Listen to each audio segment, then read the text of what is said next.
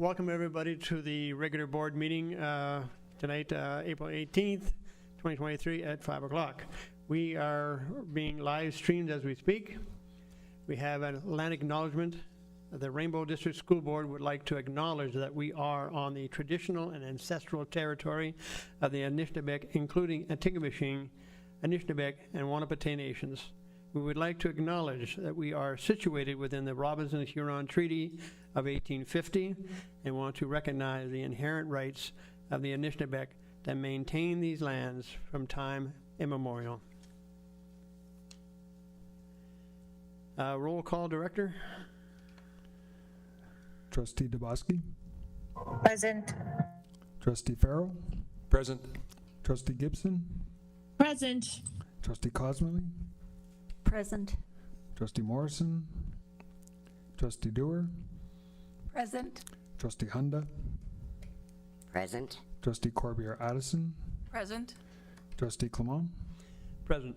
Student Trustee Kunze. Present. And Student Trustee Trudeau. Present. Thank you, Director. First on the agenda, we have a motion that the agenda for the regular board meeting of April 18th, 2023 be approved. I need a mover, please. Judy Cosmerly, Judy Hunda, and a seconder, Dave Farrell. Any questions? I see none. Poll vote, please. Trustee Clement. In favor? Trustee Corbier-Addison. In favor? Trustee Dubosky. In favor. Trustee Dewar. In favor. Trustee Farrell. In favor. Trustee Gibson. In favor. Trustee Hunda. In favor. Trustee Cosmerly. In favor? Student Trustee Kunze. In favor. And Student Trustee Trudeau. In favor. Motion's carried. Thank you, Director. We have preliminary declaration of pecuniary interests. I see none. So then we'll go right to C, presentations. Tonight I'd like to welcome the science fair presentation, math intervention tools, and school year updates. Director, could somebody introduce everybody? We'll begin tonight with our presentation for our award-winning science fair entries, and I'll turn it over to Superintendent Fisher, who will start with an introduction. Good evening, everyone. I'm very pleased this evening to have our students joining us in person who are going to be going on to the Canada-wide Science Fair after receiving top marks at the Sudbury Regional Science Fair. At this time, I would like to turn the microphone over to Catherine Norrie, who is our Rainbow District School Board Elementary Science Fair Chair, who is going to speak to us about Elementary Science Fair this year and how everything went as well at the Sudbury Regional Science Fair. So I will turn it over to Catherine Norrie. Thank you very much. Good evening, everybody. My name is Catherine Norrie. I am the Vice Principal of Churchill Public School, and I have had the honor and privilege of being this year's lead for the Rainbow District School Board Elementary Science Fair.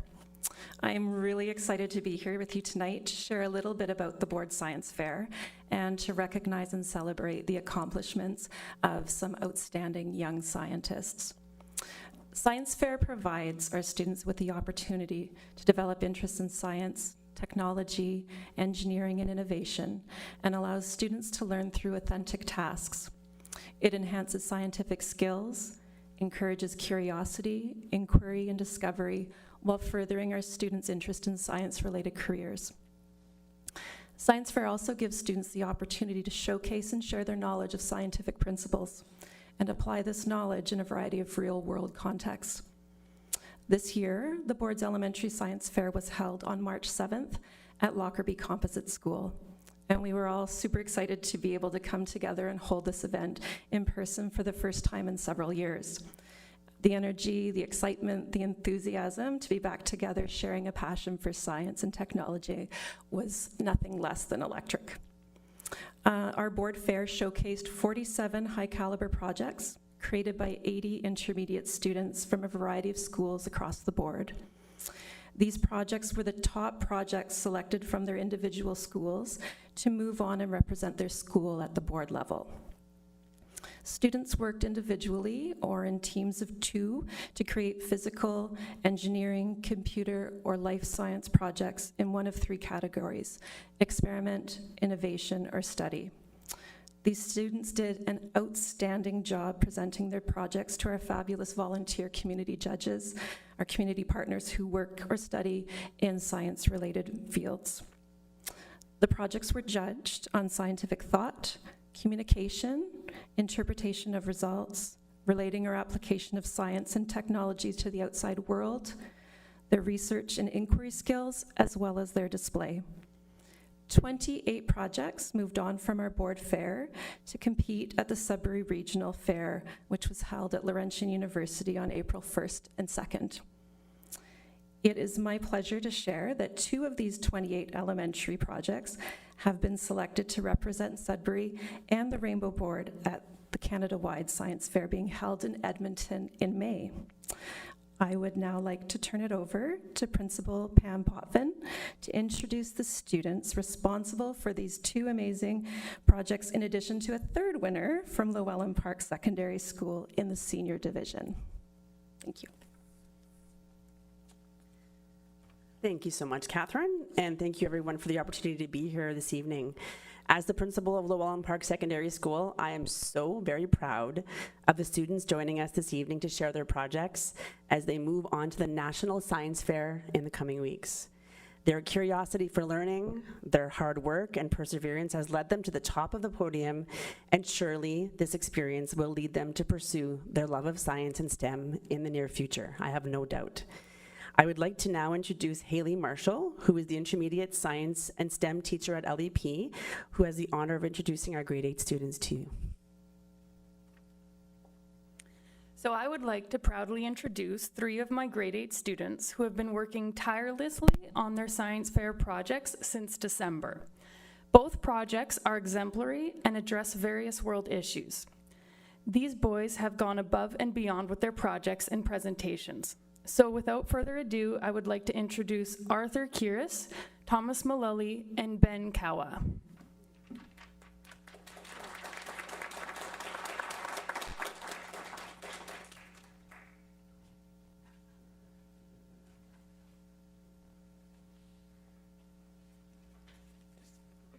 Okay, so every year about 100,000 car crashes occur due to falling asleep while driving.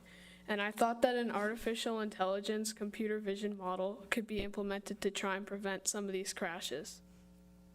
Some brand new cars can steer you back into the lane if you drift. However, it'd be very costly to retrofit this technology into older car models.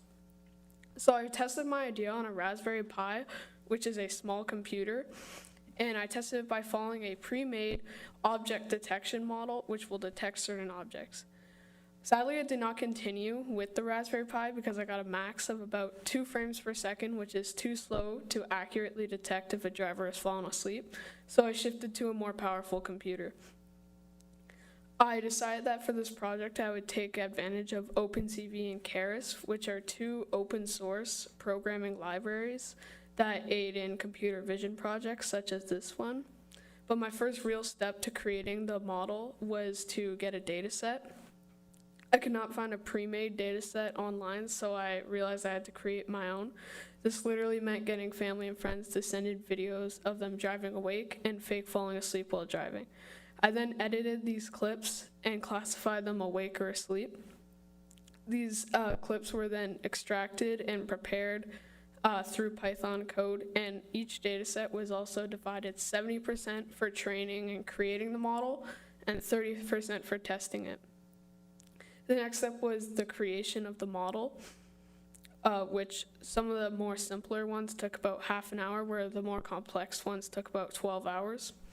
In my full presentation, I would normally explain how it works and like a live demonstration and stuff like that, but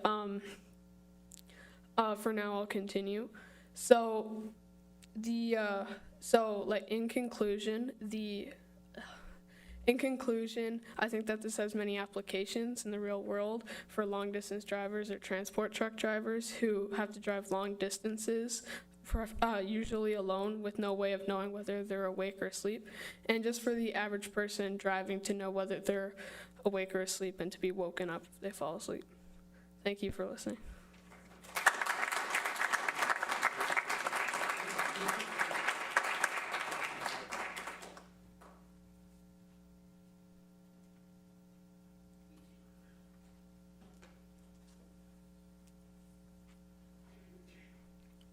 Before we share our project, I'd just like to thank you guys for inviting us here and giving us the opportunity to share our project with you. I also want to say we're very excited to go to the CWSF 2023 Science Fair in Edmonton in May.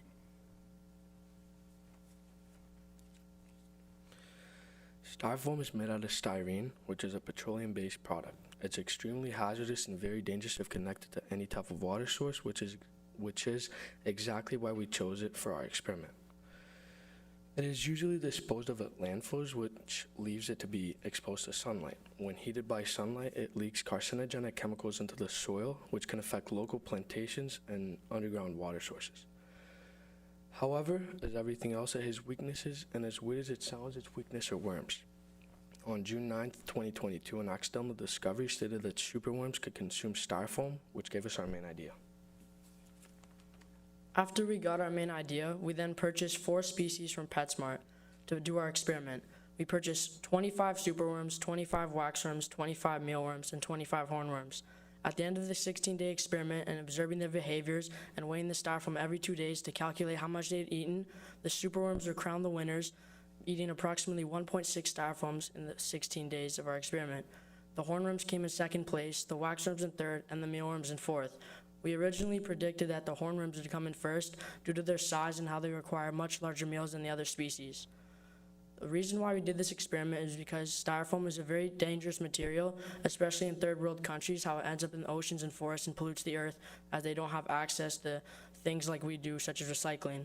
So a way we can use this in real life is transporting the worms to landfills and getting them to eat and break down the styrofoam to create more room for other styrofoam that is already in the oceans. And it's not that we don't have a way to get that styrofoam out of the ocean, it's just we have nowhere to put it once it's on land. Another couple important factors, which is the reason the superworms are the best species, is because they can be used almost anywhere in the world, from Australia to North America, Europe, South America, North Africa, and even Asia. Also, they're the most independent species requiring the least amount of human care.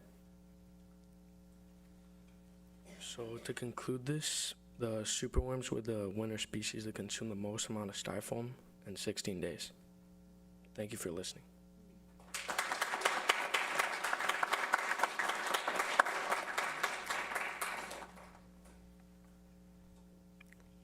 Wow, thank you, gentlemen. Pretty impressive. I think they're going to blow the judges away at the National Science Fair. I'm sure of it. Our secondary student who represented us at the Regional Science Fair is Aryan Harshid. He is a grade 12 student who has excelled in every aspect of his secondary school career. And from what I've been told is that he's been working on this for 4 years now. So it's a bit of a lifelong mission. And I am most positive that he's going to continue this work in the future. He's going to share his project with you in a few minutes. I won't do it any justice. I'll let him take that, be responsible for that. But I think you're going to be blown away by this extraordinary young person. He has been described by his teachers as one of the most engaged, curious, and humble students they have ever known. A student who's brilliant beyond belief, who is articulate, driven, and who is going to do great things in our world. Aryan, please come up and tell us a little bit about your project.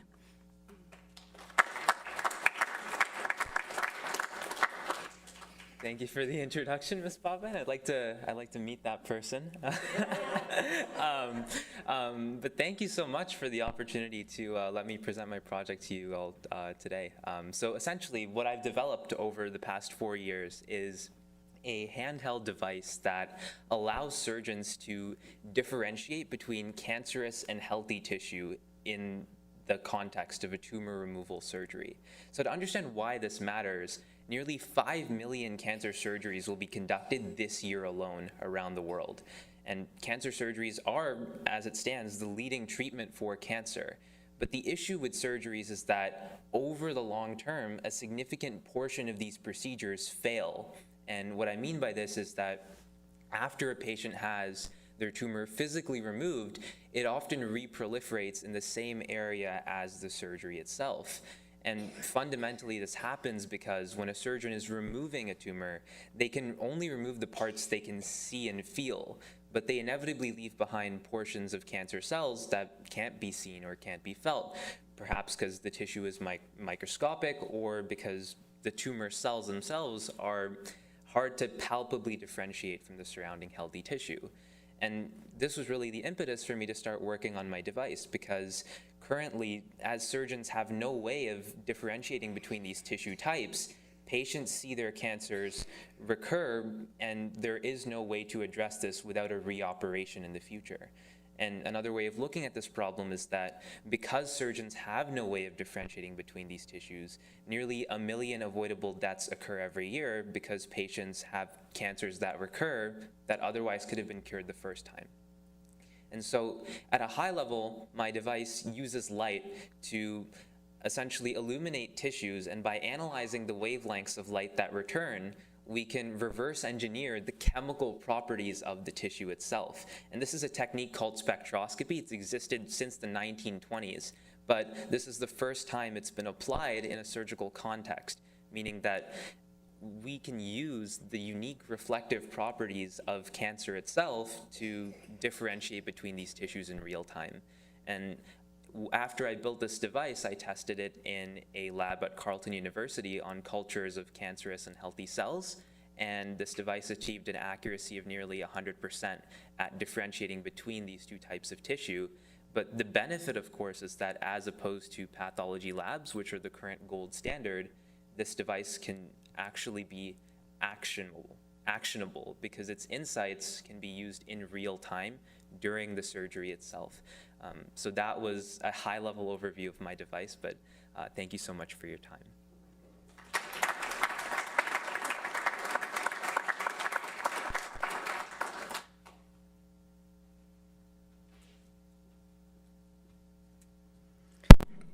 I would just like to thank these fine gentlemen for their presentations. The level of thought, creativity, and just sheer brain power involved in these presentations are something to behold. We're going to take a unique opportunity this evening actually to pause our meeting briefly for a few minutes in order to allow our guests here in the room to visit the projects, to kind of get a look at them up close. So at this point we will pause the live stream to allow that to happen. Thank you.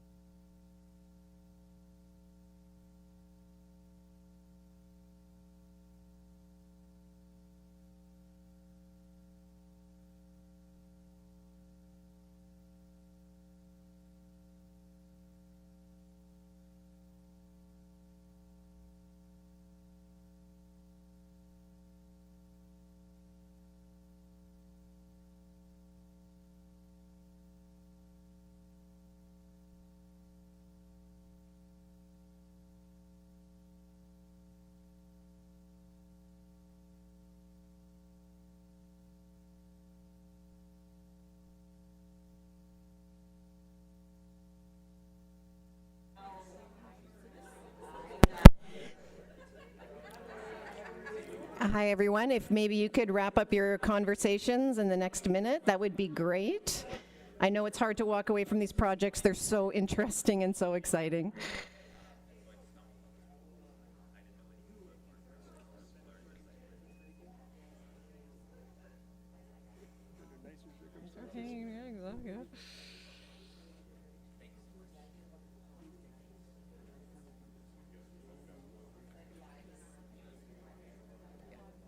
I wasn't thinking that stuff at that age.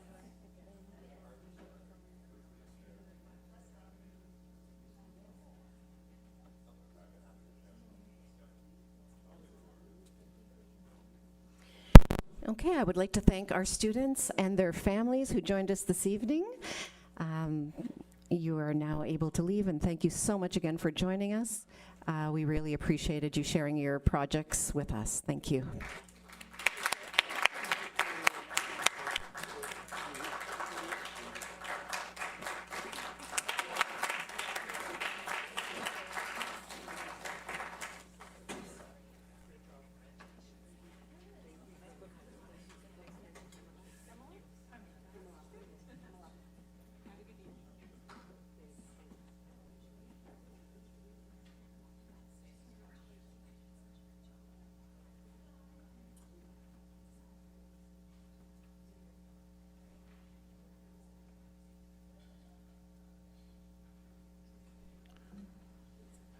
Thank you, everyone, for that pause. We had a moment to enjoy some wonderful science fair projects and interact with the presenters and young scientists, so thank you for your patience with that, and we'll now resume our regular board meeting.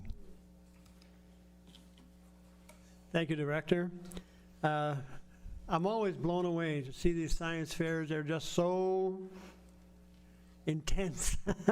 I guess that's the word we'd use. And good luck to them in Edmonton. Math intervention tools, Superintendent Fisher. Good evening. Tonight we are pleased to share with you one of the strategies that we are using to address our board priority of literacy and numeracy, specifically math achievement in our K-8 classrooms.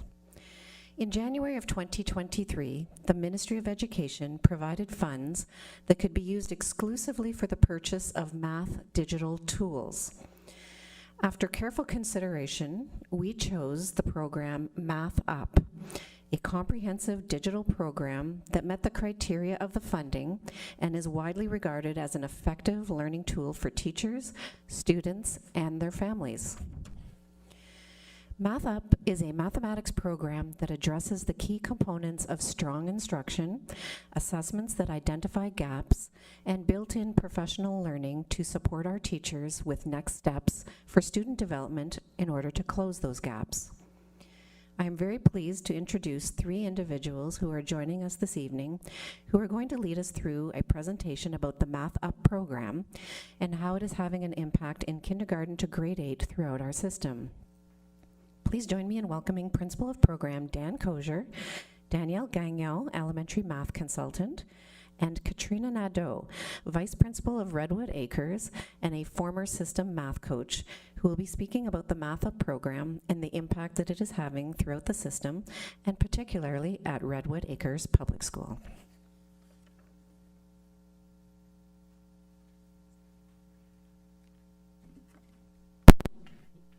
Thank you, Superintendent Fisher.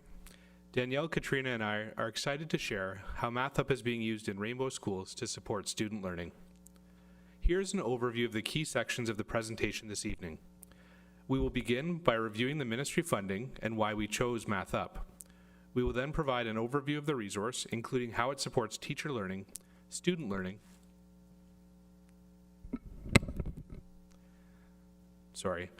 and features that are available to engage parents and guardians. Next, you will hear from Katrina Nadeau, the Vice Principal of Redwood Acres Public School, who will share success stories of the implementation of Math Up at her school. Finally, we will wrap up with some of the feedback that we have received from teachers regarding the program. The Ministry of Education recently provided a one-time funding allocation of a little over $98,000 for the purchase of digital tools to support mathematics instruction in schools. The ministry defined a number of criteria required for the selected tool, including that it must be provided for students in grades 3, 6, 7, 8, and 9, be available in English and French, be aligned with the Ontario math curriculum, support students in building foundational math skills and math proficiency, have reporting available for parents and educators to monitor student engagement and achievement, be adaptive and responsive, be inclusive and engaging for students, provide implementation supports for educators, comply with AODA legislation, the Accessibility for Ontarians with Disabilities Act 2005. Through dialogue between system administrators, as well as with program and student success staff, a number of options were considered. MathUp met all of these requirements and had a number of benefits over other available options. With this investment, the board was able to purchase a total of 86 licenses for elementary teachers and 25 licenses for the secondary panel, specifically to support de-streamed grade 9 classrooms. After consultation and consideration, MathUp was selected based on a number of factors. It was developed by Dr. Marion Small. Dr. Small is an internationally renowned mathematics educator, author, and professional learning consultant. Her career in education has spanned more than 4 decades, she is considered one of the most influential math educators in Canada, and has authored or co-authored more than 100 math resources and traveled to mathematics classrooms around the world to provide consultation focused on improving mathematics understanding and performance in K-12. From a financial perspective, MathUp is a sound investment. It provides the board with a perpetual access to a digital resource. Unlike many digital tools, which are subscription-based, MathUp is a one-time purchase. Licenses are managed at the board level and can be assigned and reassigned to teachers as necessary. This allows flexibility as teachers change assignments or new staff join the board. Additionally, because of the digital nature of the resource, it can be regularly updated to align with current best practices in pedagogy and curriculum expectations. MathUp is currently available in French from kindergarten through grade 6. Additional French resources are being developed by MathUp for intermediate level French immersion classes and are expected to be available soon. MathUp is included on the Ontario Trillium List for educational materials. The Trillium List is a list of all textbooks and learning materials that the Ministry of Education has approved for teachers to use for students. Knowing that MathUp has been reviewed and approved for use and that it aligns directly with the Ontario curriculum ensures that the material included for teacher and student use is sound. As we proceed through our presentation, multiple facets of the MathUp resource will be shared. One of the key considerations during the review process was the need for a resource that not only supports student learning, but also provides opportunities and tools that support teacher professional learning and parent communication. Numeracy consultant Danielle Gagnon will explain these in greater detail later in the presentation. It's important to note that MathUp is not an app, but is a fully realized instructional resource. It addresses the entirety of the mathematics curriculum and scope of teacher practices. While it does include online resources, games, and activities for students to access, there's also rich material that teachers can print, project, and share to differentiate their instruction and allow students to use materials that are most appropriate and impactful. As well, the online learning materials for students do not require them to log in, minimizing concerns around security and privacy. Because MathUp was already in use by many educators and schools, as the board has invested in a number of licenses over the past number of years, there was an existing level of familiarity and awareness of the resource. Investing in additional licenses allows the board to strengthen best practices and create a common language for teachers when discussing math instruction. Professional learning around the use of MathUp has been offered for the past several years, so the process of building teacher capacity was already well established. Through our work with schools, administrators, and teachers, the value of MathUp had been clearly demonstrated over the past number of school years. Initially used primarily in our 8 targeted math schools, additional teachers and schools have been provided with access through a number of board initiatives, including LIFT, which was the Learning and Innovation Fund for Teachers, and through the use of ministry math strategy funding. I'll now turn it over to Danielle Gagnon, elementary math consultant. Thank you, Principal Kosher. MathUp Classroom is a comprehensive digital platform for kindergarten to grade 8 teachers and is now available for grade 9. As Principal Kosher mentioned, MathUp contains materials for teachers, students, and parents and is fully aligned with the 2020 Ontario mathematics curriculum. It supports teachers in building their knowledge and understanding of mathematics so they can better support their students. MathUp includes tools and resources to support teachers in planning their year of math learning, planning for each math topic, and planning each specific lesson.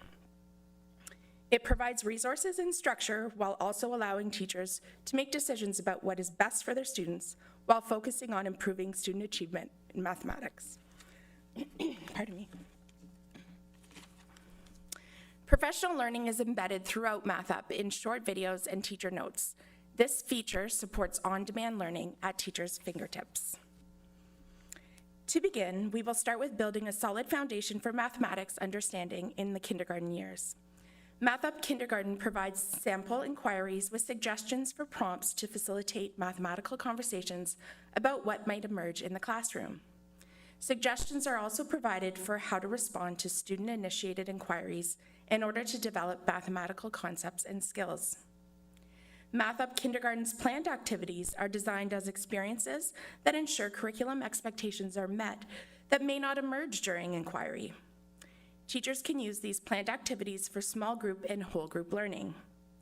Planned activities provide additional resources that address assessment, mathematical processes, and student learning goals. In these images, you can see prompts for kindergarten students to sort and classify objects, with the students using their ever-growing vocabulary to justify their responses based on which attribute they choose as a sorting rule. MathUp helps teachers plan for the year by including supports for teachers that aid in sequencing math topics, ensuring that prerequisite skills and concepts are considered prior to new learning. New concepts are met in an order that is developmentally appropriate. This also provides an opportunity for students to consolidate and reinforce connections among curriculum strands, revisit strands, and for teachers to report on multiple math strands throughout the year. MathUp Kindergarten also provides suggestions for variations of activities so that similar activities can be repeated regularly and consolidated throughout the kindergarten years. MathUp's topic planning pages provide teachers with a brief overview of the information that links to materials needed to plan for a math topic. This includes information about the pacing or approximate number of instructional days a class might spend on a topic, correlations to the essential understandings, specific curriculum expectations, and mathematical process expectations, key mathematical ideas for a topic, which are provided by Marion Small in a short video clip, how the key learning develops across the previous grade, the current grade, and the next grade, which supports for planning for differentiation and combined grades, and ongoing assessment and final evaluations on the topic. MathUp lesson planning pages provide detailed information to support student understanding and performance. Lessons center around a learning goal and follow a three-part structure of Minds On, an open question that engages students and activates their prior knowledge to prepare them for the lesson, Action, a task that encourages students to use critical thinking skills to solve problems cooperatively, and Consolidation, which brings students back together as a learning community to share and analyze solutions, justify their answers, and ask questions to clarify any misconceptions. Following the lesson, the Your Turn section provides opportunities for students to further engage in learning related to the learning goal, complete the independent practice, and to check for understanding. MathUp provides a variety of opportunities to help teachers plan for adapting instruction to meet their students' needs. Open questions allow student choice, a variety of ways to respond, and an entry point for all students. Parallel tasks provide the same learning, but with different levels of complexity. Teacher notes also provide suggestions to support students who are struggling and enrich tasks for students who seek a challenge. MathUp also provides ongoing assessment opportunities for teachers to gather data about student learning. Assessment supports for teachers and students are provided, such as lists of critical pieces to observe while engaging in learning about a topic, tracking and monitoring tools, and success criteria for students' self-reflection and reflecting on their learning. Assessment data can be used to adapt instruction and plan to meet students' needs in order to improve student achievement. Assessment at the end of every topic includes tools to help teachers plan for evaluation and reporting, such as observational assessment suggestions, skills and concepts questions, parallel assessments for differentiation, and rubrics to accompany performance tasks. Suggestions for gathering evidence of student learning and growth are also provided within MathUp. MathUp provides students with rich tasks, visuals, digital books, and printable manipulatives and tools that can be shared in a variety of formats, including links that can be added to Google Classrooms, digital material that can be displayed on Apple TVs or smartboards, and PDFs that can be printed or photocopied. The student-facing materials reflect equity, diversity, and inclusion, consider students' interests, and include visual representations and real-life examples. For instance, the text in the center of the screen uncovers math concepts tied to Indigenous culture and is written and illustrated by 2 members of First Nations communities. Students have an opportunity to engage in mathematical conversations, problem solving, and practice of skills and concepts through literacy, hands-on activities, as well as print and digital games. MathUp lessons promote independence and self-regulation by including learning goals, success criteria, in student-friendly language, so they can use these to develop the skills they need to be more independent learners. Pardon me. There are also many opportunities for student choice within MathUp. MathUp also includes material that can be shared with parents in print form, as well as links to games and activities that can be accessed from home. MathUp's Sum It Up pages include a summary of the key mathematical concepts in a lesson. Teachers can print Sum It Up pages and send them home with students to share math learning with parents, or teachers can include them on a class website or as links in a Google Classroom. The Sum It Up pages for kindergarten to grade 2 also include a section that suggests at-home activities that parents can engage in with their child, and at times also includes suggestions for books that connect with what students have been learning in math class. MathUp resources encourage a positive, inclusive environment that support a variety of learning styles and includes a variety of learning opportunities, assessment tools, and teaching practices. Tasks in MathUp provide opportunities for collaboration, encourage students to listen to and learn from each other as they share their concepts and strategies. MathUp also makes it easy to share successes, student goals, and new learning with parents as well. Let's watch a short clip of Marion Small discussing her intentions for creating MathUp. One of the things that I have been fortunate enough to do is to have opportunities to talk to many teachers in many places and have learned, I believe, what it is they felt like they needed support in. And so my goal in creating MathUp was to focus on the things that they were telling me they needed support in. One of the things for sure is to what I'm going to call teach with intention. That you don't just say to yourself, I'm teaching addition. You say to yourself, well, what is it about addition I really want kids to know? And once I kind of figure that out, it becomes much more feasible for me to create the right kind of activity and to ask the right kinds of questions to ensure that those ideas come up. So I'm going to call that teaching with intention. And I think that's the most important thing that I did to help you, is to help you see how you can do that kind of thing. I'm hoping I provided you with some insight into what rich questions sound like, what 3-part lessons sound like, that you have a better feel for that by seeing so many examples as you do in the various lessons that you look at in MathUp. In particular, I try to give you some more understanding of what it means to pull a lesson together at the end, called consolidate it. Because I think that is something that teachers have told me they're struggling with. Vice Principal Nadeau will now share a school perspective on implementing MathUp.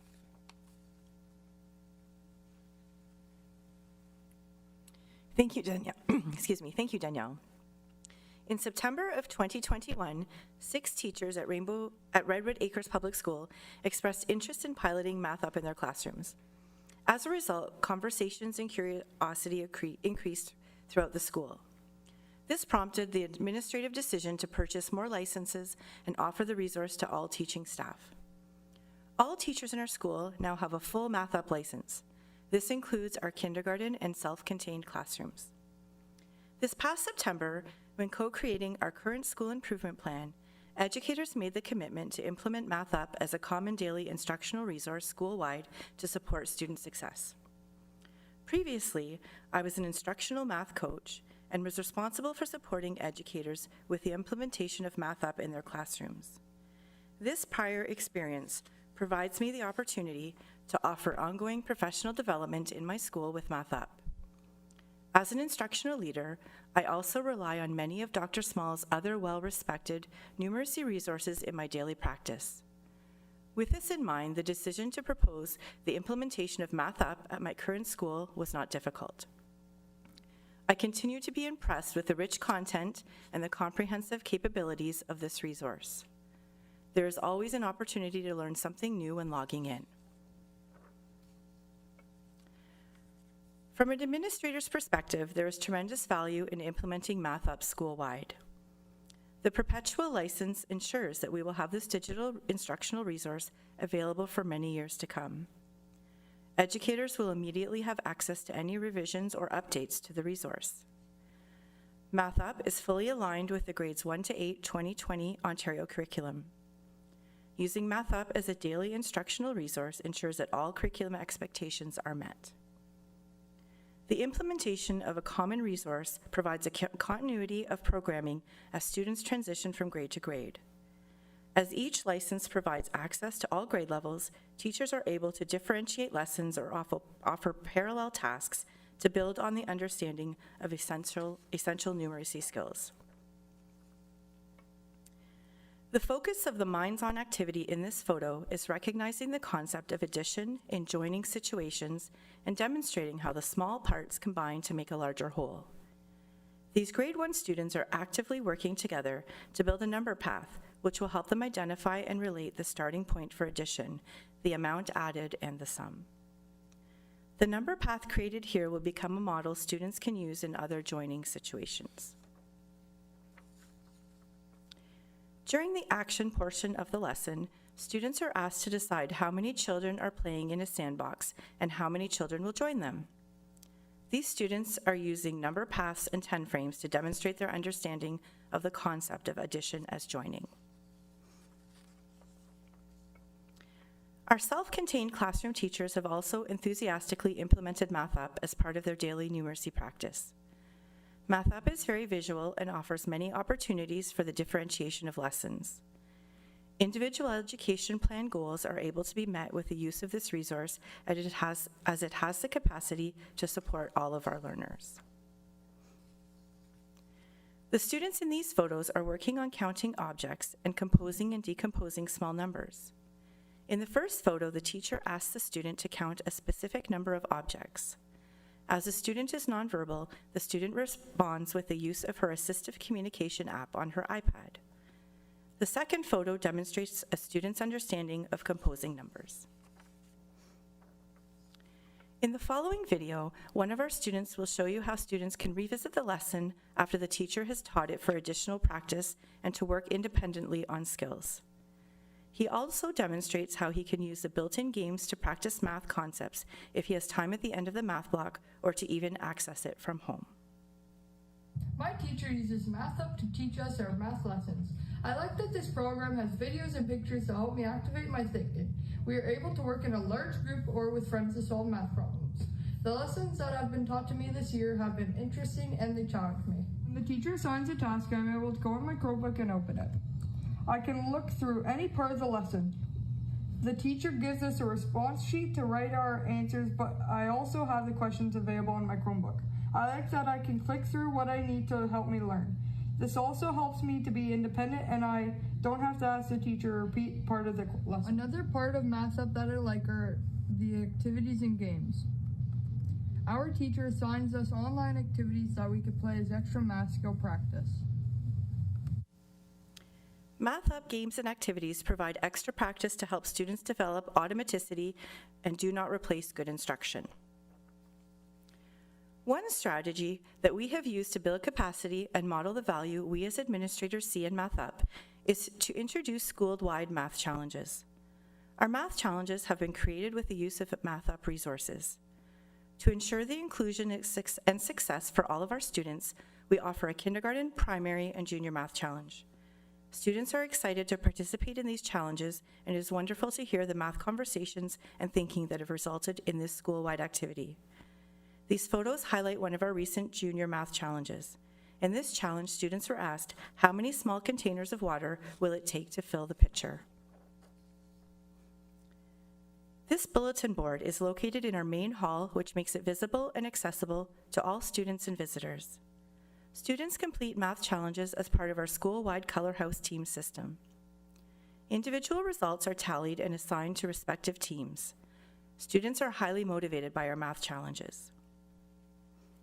Students are awarded points for completing the challenge, showing their work, and for the accuracy of their answers. There are many opportunities to gain points for each challenge. Now I would like to turn it back over to Danielle Gagnon, who will share feedback that she has collected from educators who have been using MathUp.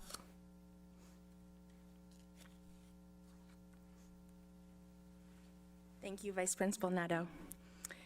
Teachers shared what they appreciate about MathUp's detailed lesson plans and assessment tools, how the plan outlines prerequisite concepts so students can build on existing knowledge and skills, and supports their sequencing of lessons that align with 2020 Ontario math curriculum. They share how MathUp tasks support teaching students They share how MathUp tasks support teaching students who have a wide range of abilities that are doing Number Talks Daily has been successful in promoting mathematical discussions. Teacher feedback indicates that the prompts provided in MathUp promote rich mathematical discussions in Rainbow classrooms and require materials that are right at their fingertips on the digital teacher platform. Rainbow teachers appreciate being able to use MathUp in combination with other resources that Rainbow Math consultants have created to support student learning and achievement. And they can easily access the professional learning resources within MathUp to support their continued professional development around effective content knowledge and pedagogy for teaching mathematics.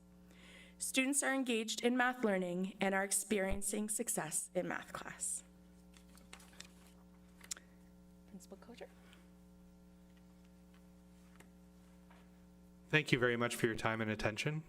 We'd be happy to answer any questions at this time. Judy Cosmley. Thank you. That was excellent. I have one question.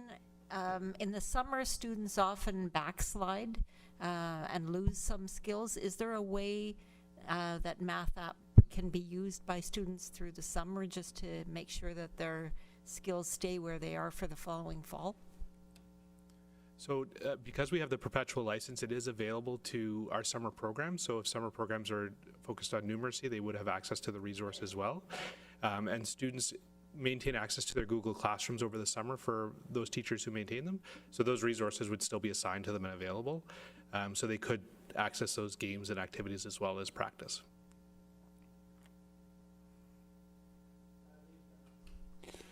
Thank you, Chair. I have a question and then just a comment. First of all, Dan and Danielle and Katrina, it's so great to see you here, and thanks so much for the presentation. It's really nice to have a rallying point in the school, something like that everybody can buy into and get behind, and that's what this looks like from my vantage point. It's really easy for me, if I walk into Redwood Acres, I can see how it actually has changed the culture of the school there. But if I was walking into another school in the system, how would I know that this is having an effect on instruction and outcomes for kids in our system? So that's an excellent question. So we do have a number of licenses throughout the system, and teachers are utilizing it. And I know Danielle has been working very closely, especially with our targeted schools. So we have 8 targeted schools that were identified by the ministry as part of our math strategy. And in those schools, we've made a concerted effort to provide this to teachers. And so we have seen teachers picking it up and using it in their classrooms, especially in combination with other resources. So this is their core resource, and they use other supplementary resources. And I think that what we're seeing is that teachers are using it as their sort of central math programming, again, to provide that professional learning. And we're seeing that common language of folks talking about speaking the same language, using the same terminology, and using some of the same techniques in terms of their math instruction. So again, that 3-part math lesson has been a focus for quite a while in the board, and this is just reinforcing the use of that. And I think we're seeing that more and more regularly in our classrooms and more proficiently in our classrooms with our teachers. Thanks, Dan. So through you, Mr. Chair, I just have to make this comment because, as you know, that I was an employee with the Rainbow Board for a number of years as a teacher and vice principal. One of the joys of serving in this position right now is seeing these folks who I've worked with come back and make presentations like this. My first principalship was 2000, and this young teacher named Katrina Nato came in and was interviewed by me for a job, and I hired her that day. And all these years later, to see how well she's doing and reconnecting with her today, and that she's a vice principal in our board, I'm just so very proud of the work that you've done. So congratulations to all of you, and thanks for a very informative presentation. Thank you, Mr. Farrell. Any more? Doreen Doerr. I don't have any personal connections, but I think you did a wonderful job, each and every one of you. I don't really have a question, but I would like to mention something that really hit home with me, and that is, I believe it was Danielle who mentioned the fact that parents can get involved using this program. And I've recently had occasion, I have a 9-year-old who lives with us part-time and who has been with us for the last 3 years. And I tell you, parents need help. Grandparents need a lot of help, because I worry that when I try to help the student, the child, I don't know the thinking that goes behind getting to the solution anymore. I don't know that. And so I appreciate that there is an opportunity for parents to learn about Math Up, because it sounds like an extremely successful program. So I thank you for sharing it with us. Thank you, Trustee Doerr. Anybody else? Trustee Honda. Thank you, Chair Clement. I want to pick up a little bit on what Trustee Doerr was saying. And one point that I particularly found interesting, and I love that you've been able to do that at your school, is that you're using it all the way through. And I can't imagine how that can be beneficial to our students, because the language is going to be used consistently in the skills. And I think that is going to be really important. I think that's wonderful. I struggle too, because I'm old. I do have a personal story, because I do remember when Mr. Koger was just a supply teacher and was trying to get on at the board. So I know it, Princess Anne. And but aside from that, that part really resonated with me. And I will tell you, as a grandparent who also is a full-time nanny, I struggle a lot, so this will be really great that I'll be able to go on and figure out what they're talking about sometimes too, because, and for parents definitely, because my children too, with their kids, come home and they say, "Mom, what are they talking about?" And Mom does not know. But this, I think, anything that helps like that, I think is wonderful, and I really enjoyed this presentation. Thank you for your time. Thank you, Trustee Honda. Anybody else? I see none. I want to thank Dan, who I've known for quite a long time. Yes, he was a rookie when I seen him too. And Danielle and Katrina, thank you so much. I love to see the professionalism, and I know the math part throughout the years has been a struggle for so many. Nice to see a new program out that it's always ever evolving for the joys of math for all. And that would be a good tool. Thank you so much for coming.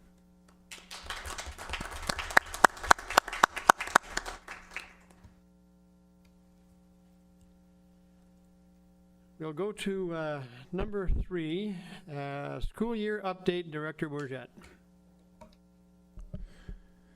Thank you, Chair Clement. Trustees, I welcome this opportunity to provide an update. With the arrival of spring, we certainly have a renewed sense of energy in our schools, and we have much to celebrate. This is the time of year when students are participating in music festivals, presenting at concerts, participating in science fairs, as you saw tonight. Track and field is around the corner. Our students are visiting sugar bushes, enjoying powwows, and taking parts in robotics and tech skills competitions, just to name a few. Tonight I have the pleasure of sharing some of these success stories with you, and there are many more where these came from, thanks to the great work of our students and staff. So just a forewarning, this is not intended to be a complete list of achievements by any means. As always, we remain focused on our strategic directions, which outline our vision, mission, values, and priorities, and we're in the first year of implementation of our 5-year plan, which is a continuation of our work together. As I stated previously, each day we have an opportunity to change lives with the important work that we do, and this for us is an absolute privilege and a huge responsibility. It's founded in positive relationships, genuine care, kindness, respect, and gratitude. The goal is to improve learning outcomes for students, build confidence, and foster student success. I will take some time to highlight initiatives within our 6 priority areas. Before I begin, however, I will provide a brief overview of new legislation that was introduced by the Minister of Education yesterday on Monday, April 17th. What's being called the Better Schools and Student Outcomes Act, if passed, is focused on improving student outcomes in important lifelong skills like reading, writing, and math.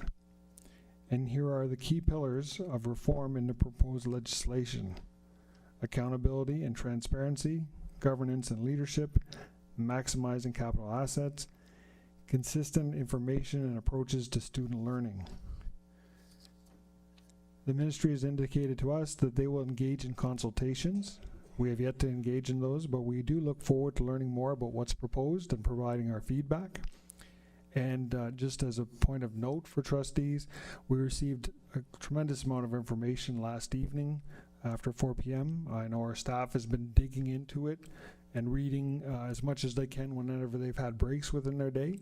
But please understand it will take a considerable amount of time to unpack all of these details, and we will be sure to give you wholesome presentations or details in future meetings about the implications of what's being proposed. But keep in mind, it's not passed in legislation yet, but certainly there's more to come in terms of our GSNs, which we just received, and those will be presented certainly at a later date when we've had time to ask questions. There is a Q&A on Friday for all staff with ministry, and we plan on being engaged in that and asking our questions as well. Having said that, I'll continue with our update with our focus on priorities, beginning with student success and achievement.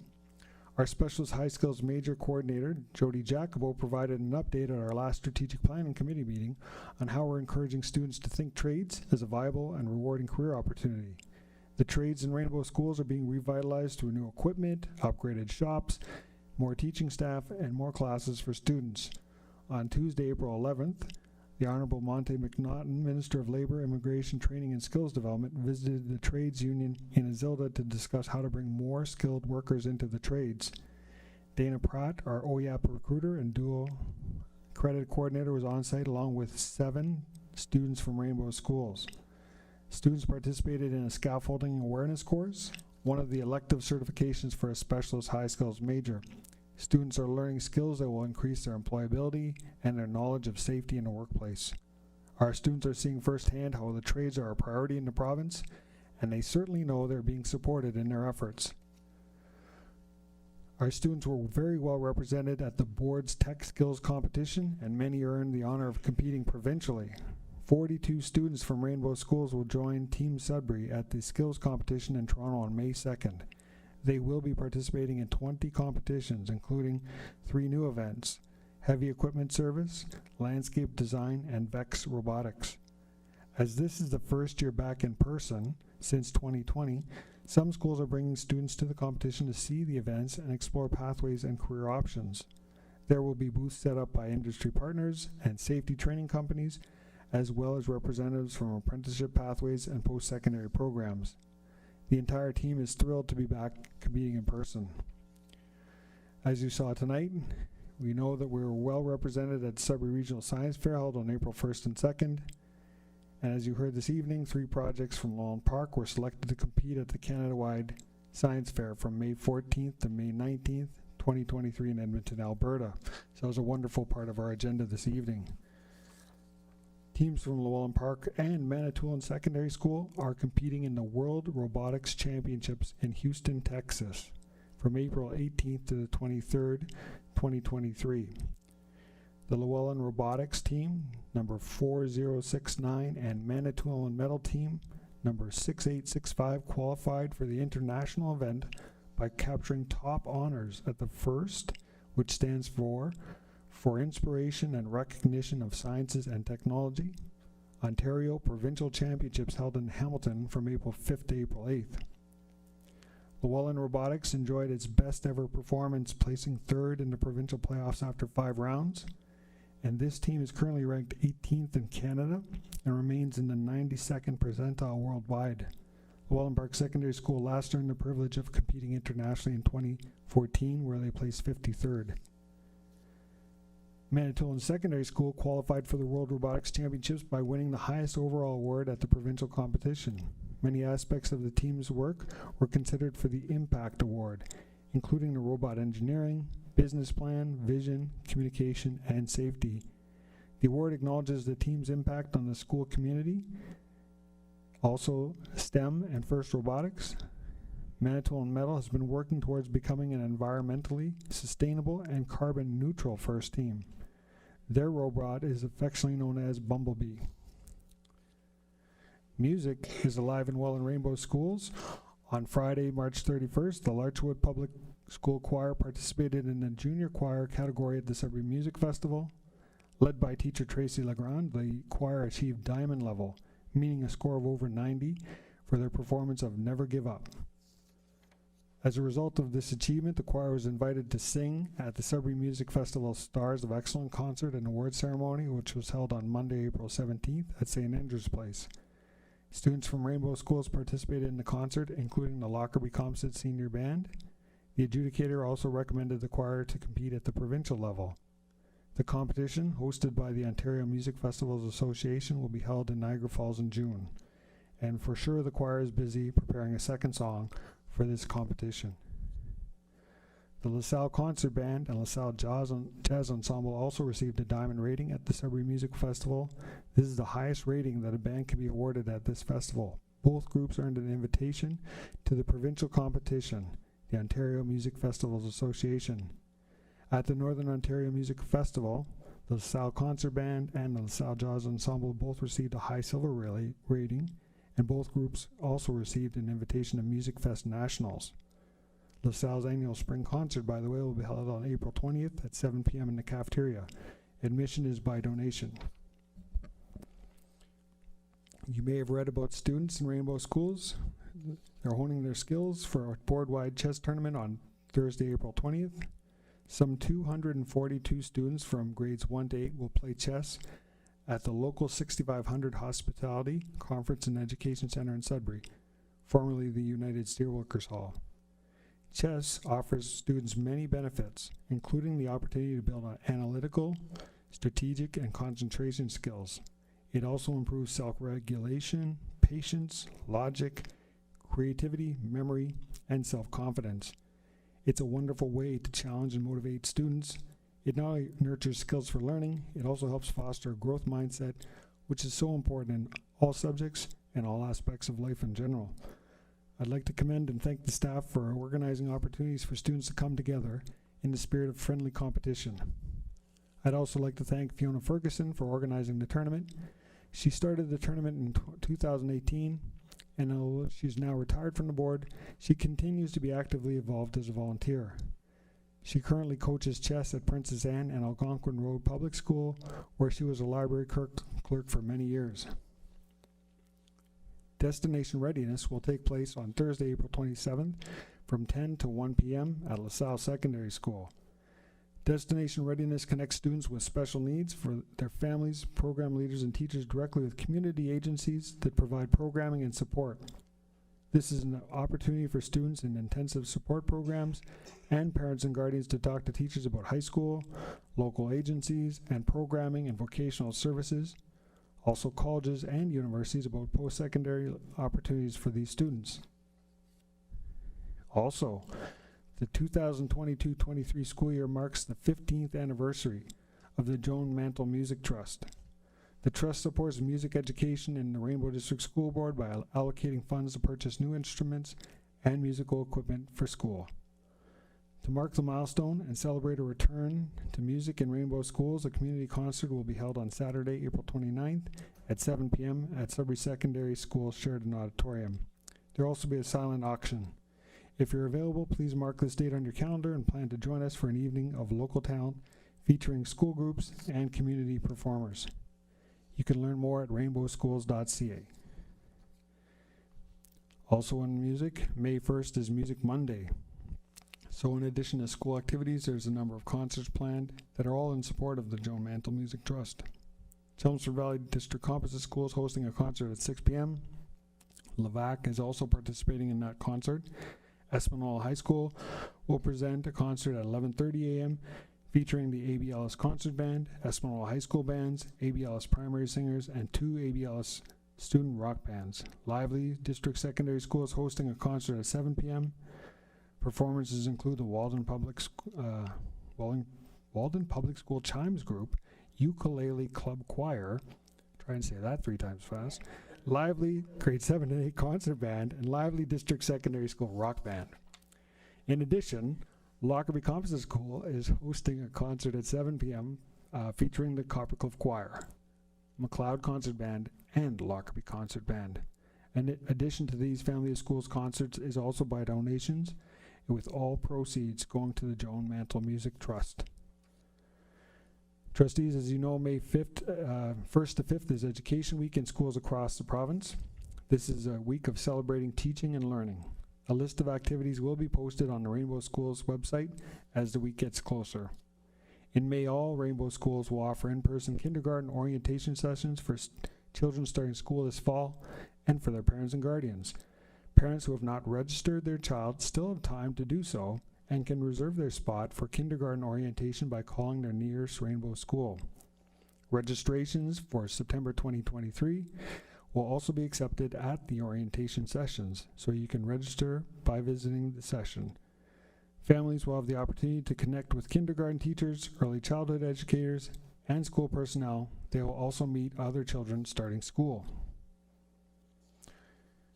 In Truth and Reconciliation, we continue to build partnerships with our First Nations chiefs and communities. The First Nations Advisory Committee, our Indigenous Education Team, and I have been meeting regularly to review and renew our education service agreement with our First Nation partners for our Indigenous students. This work is progressing well, and we expect to have a new agreement in place by the end of the current school year. Students from Queen Elizabeth, Adamsdale, Lansdowne, and Princess Anne visited the Sugar Bush and Atikameksheng. They had a chance to taste the sap and learn about the boiling process. They also enjoyed pancakes and maple syrup while hearing a traditional story. A powwow was held at Cambrian College on March 24th and 25th. This year's theme was in unity in preserving Mother Earth. Approximately 1,000 students from Rainbow schools gathered and attended at the powwow from 10 elementary schools and 9 secondary schools. Students enjoyed the grand entry, then many danced and competed for prizes at various times throughout the ceremony. Craft vendors were set up for students and guests to browse, and tacos were served for lunch. We have a very special presentation planned for May 4th, and in this quick video, we'll let system-wide Indigenous support worker Hazel Fox-Recollet tell us more about how this will be recently shared with all schools.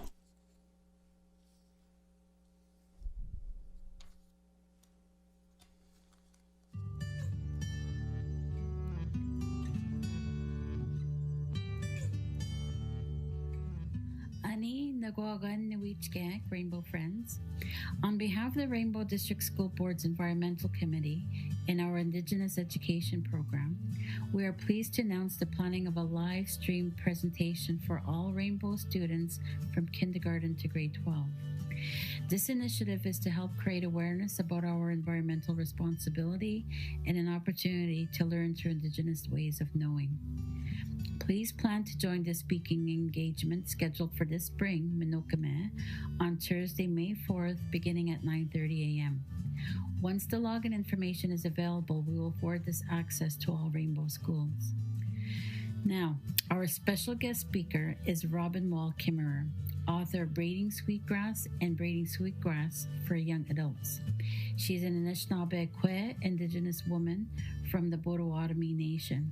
She will share her Indigenous perspective about the importance of an honorable harvest to support environmental responsibility and gratitude for our planet Earth, Shkakamikwe.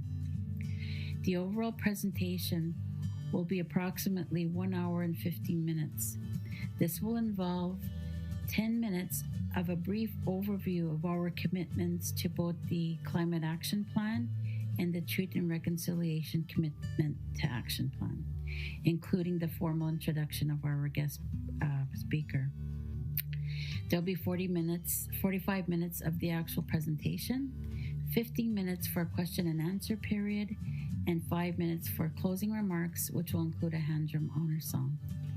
We understand that the virtual presentation may be quite extensive for the primary and junior divisions, so teachers will be provided with a choice of classroom activities to do during the presentation to fully engage students in the learning opportunity. We are also excited to share that the speaking engagement will also serve as a springboard in the launch of our inaugural school community traditional harvest celebration scheduled for the fall, the Woga, and the next school year 2023-24. This upcoming celebration will be planned around the theme of reclaiming the honorable harvest, inspired by Robin Wall Kimmerer. We will send an information package in the next few months to all schools for teachers to begin considering participation in this board-wide invitational event. The information package will include a guide about how students of all grades can participate in a school-based fall fair to help promote creative expression through arts and crafts, baking, cooking, making preserves, planting and harvesting plants for food and medicine, and growing flowers. We will also provide recommended online resources to help connect school curriculum with the importance of environmental sustainability as our responsibility to conserve our natural resources and to protect our ecosystems to support health and well-being. We will also include a school copy of Robin's book, Braiding Sweetgrass for Young Adults, to begin exploring Indigenous wisdom, scientific knowledge, and the teachings of plants. We will also include the logistics of the scheduling and the transportation to attend this event in the fall of next year. We hope that every teacher will provide the utmost consideration for classroom participation in the planned events on Thursday, May 4th and beyond. It is hoped that we can all learn alongside our students about the importance of our relationship to the land and to strengthen the value and care for our planet Mother Earth. In Anishinaabe, we would say, "Gitche piten mana shkakamekwe," for future generations to come. So, Chimigwech, thank you and merci, bama pi minwa.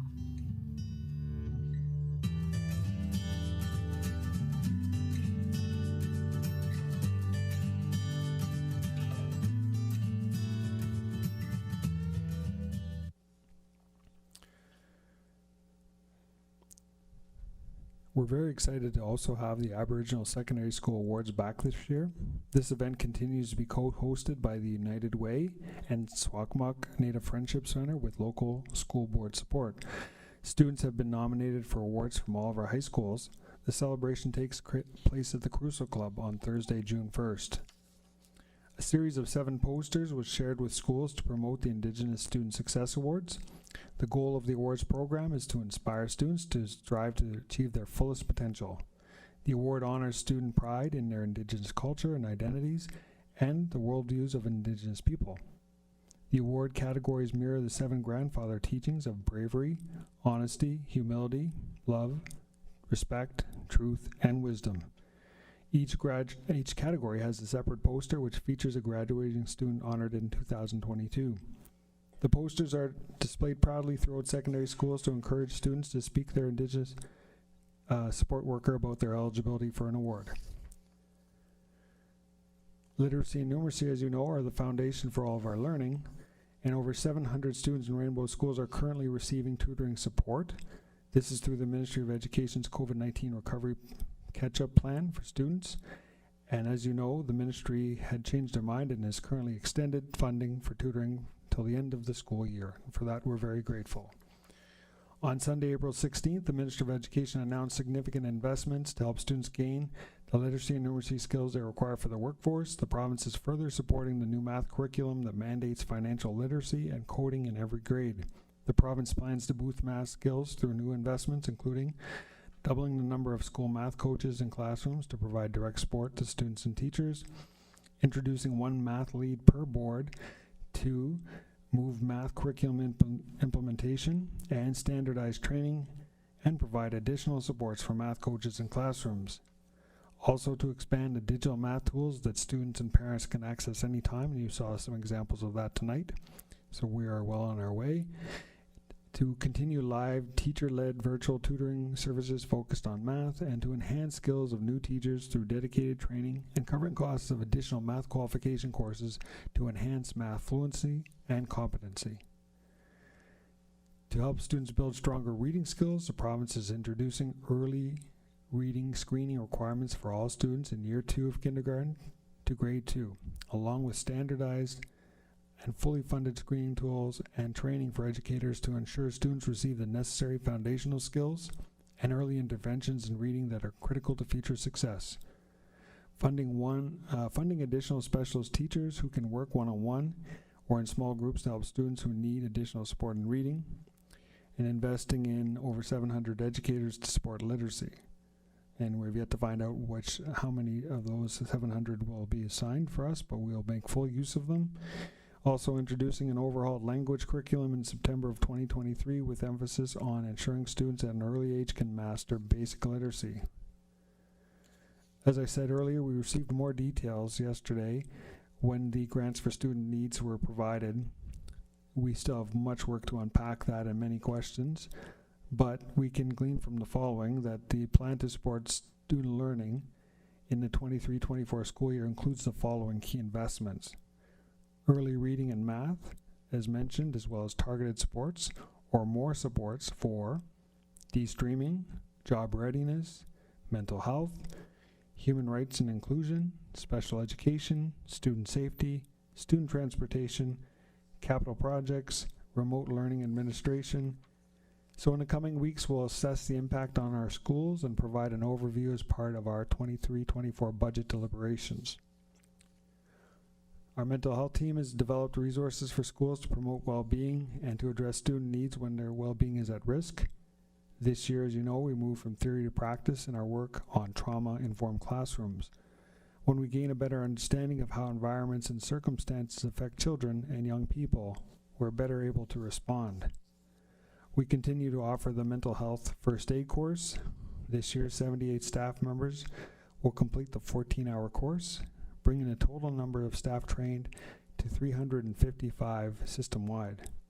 The 2-day course includes a mix of lectures, videos, case studies, and activities where staff learn to help students who are showing signs of mental health issues, who are experiencing a mental health crisis, such as a panic attack. Upon completion of the course, staff receive a certificate from the Mental Health Commission of Canada. Also, to date, more than 100 staff members have completed the ASK training, which is assessing for suicide in kids. This is a very important workshop that covers a number of topics, from ways children at risk of suicide communicate their needs for help, or warning flags, to factors that increase risk of suicide or risk factors to help mitigate or provide protective factors. We'll continue to build capacity in this area to support our students.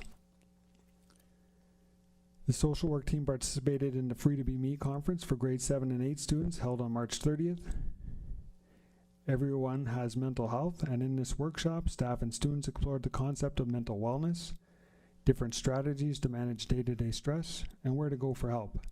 The workshops deal with many important topics, including dealing directly with language, wellness, internet and social media safety, safe spaces, and gay-straight alliances in high school. Students also heard from guest speakers. I'd like to thank the organizing committee for their efforts, including Patrick Hopkin, Corey Petrie, Christina Rivard-Gobo, Sandy McEwen, Vanessa Cadell, and Kim Yaganich. And this brings me to equity and inclusive education. The Free to Be Me for grades 9 to 12 students will be held on Thursday, April 27th at Cambrian College. The purpose of this long-standing conference is to create and enhance school-based supports for students who are two-spirited, lesbian, gay, bisexual, transgender, questioning, and intersex, as well as students with friends and family members in these communities. Organizers reached out to all the GSAs in all of our secondary schools to learn about the topics of interest for students. The student voice will be reflected in the program for the day, and that program is currently being finalized. We also administered our workforce census from April 3rd to April 14th. This census was an anonymous, confidential, and voluntary collection of demographic and perceptual data. It will provide a snapshot of employee demographics in our schools in 2023. Third-party data analysts will have access to the responses in order to produce reports that are in aggregate form only, which means responses will be grouped together to show patterns or trends. Student leadership is certainly the focus at this year's Student Senate Conference, and you may hear more about that tonight from our student trustees, but it is held on May 3rd at Cambrian College. 10 grade 9 and 10 students from all Rainbow schools will participate in this conference organized by our student leaders. It's a Students for Students event. The main speaker is Scott Hamill, who is a 4-time Guinness World Record holder, and I won't share more. We'll see if our student trustees have some comments tonight. Our monthly environmental challenges, which include an Indigenous component, have proven to be an effective way to broaden the scope of education and environmental action. April 22nd is Earth Day, an opportune time for staff and students in our schools to show they care by investing in our planet. On this year's theme, Earth Day is an annual celebration that honors the achievements of the environmental movement and raises awareness for the need to protect Earth's natural resources for future generations. From an Indigenous perspective, we can invest in our planet, Chikakmakwe, by taking time to acknowledge the life-giving qualities of Earth and spending our personal time connecting with land, water, and nature. In Rainbow Schools, we encourage eco-friendly practices and sustainable solutions at school, at home, and in the community. We have 3 highly respected speakers joining us for the Professional Learning Day on April 28th. Dr. Jean Clinton will be speaking at Manitoulin Secondary School for all staff from our island schools. Dr. Clinton is renowned nationally and internationally as an advocate for children's issues. Her special interest lies in brain development and the crucial relationship roles and interconnectedness play. Dr. Greg Wells will be speaking at Sudbury Secondary School and at Lockerbie Composite School to all teaching staff. His presentation will also be live streamed into our boardroom here at the Center of Education for our central office staff. Dr. Wells has worked with us before. He's a leading authority on optimizing performance, and he's a best-selling author. As a scientist and physiologist, Dr. Wells has dedicated his career to making the science of human limits understandable and actionable. In his informative and engaging keynotes, he draws on parallels between elite athletes, top executives, and business leaders who perform at the highest levels, even under the most extreme circumstances. His key messages to include how to build your personal wellness through what you eat, how you sleep, and how much you're getting, and how much you move your body in order to optimize and focus your performance at work. Also, Dr. Sherry Madigan will also speak at Sudbury Secondary and Lockerbie Composite School. Dr. Madigan is a clinical psychologist and professor. Her research is primarily focused on understanding children's early social experiences and relationships can influence their learning and mental health. As part of this work, she examines the transmission of intergenerational risks from parent to child, particularly the identification of mechanisms that contribute to risk as well as resiliency factors that mitigate them.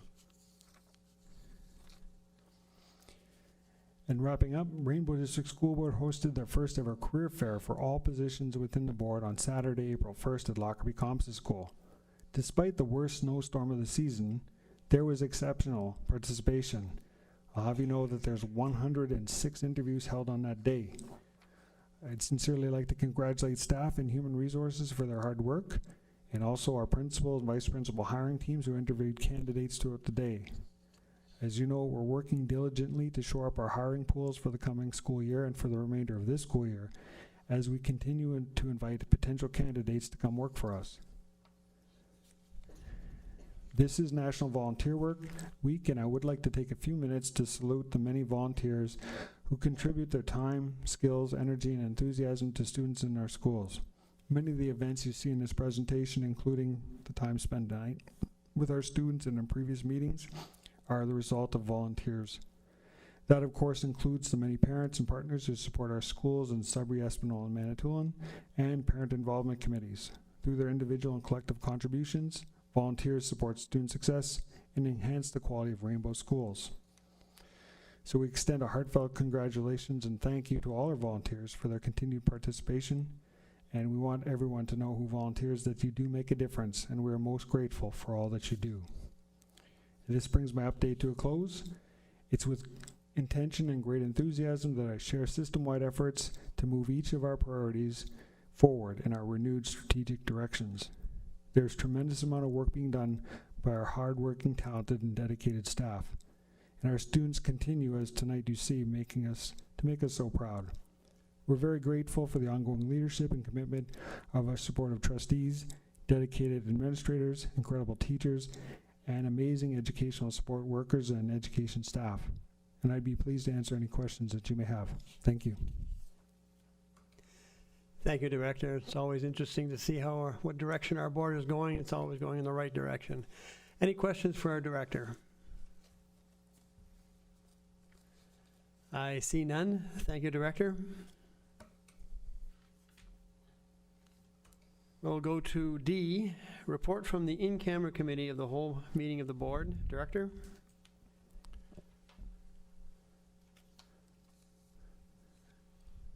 Thank you, Chair Clement.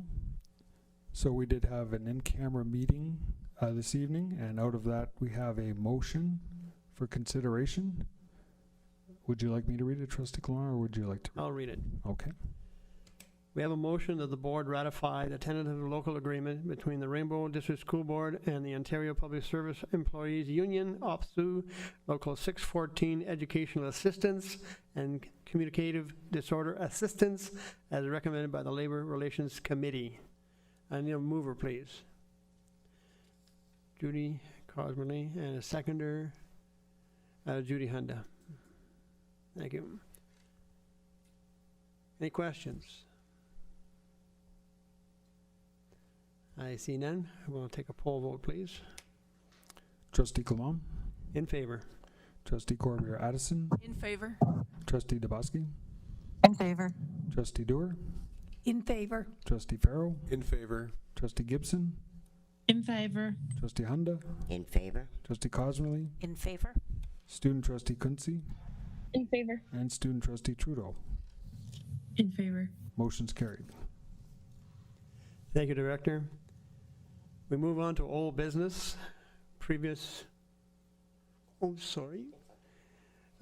Trustee Hunda.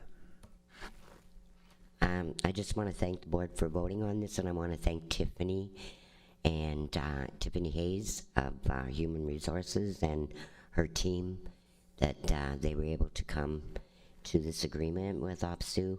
That now concludes our negotiations for the next 4 years with OPSU, and it's always great to have, and it has been ratified by OPSU, and so this is exciting to have another one put away for now, and I just want to thank Tiffany and her team. Thank you for your words, Trustee Hunda. It is indeed all the work you put in. Thank you, Tiffany and your team. Previous old business, we have previous minutes, that the minutes of the regular board meeting held on Tuesday, March 21st, 2023 be approved. I need a mover, please. Trustee Farrell.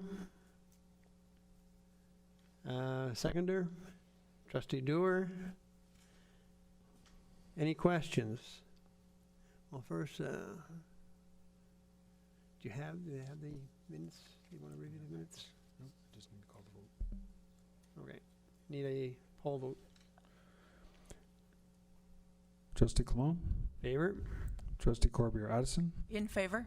Trustee DeBusky, In favor. Trustee Dewar, In favor. Trustee Farrell, In favor. Trustee Gibson, In favor. Trustee Hunda, In favor? Trustee Cosmerly, In favor? Student Trustee Quincy, In favor. and Student Trustee Trudeau. In favor. Motion's carried. Thank you, Director. Number 2, we have tenders requests for proposal. Superintendent Adam Gilbo. Thank you, Chair Clement.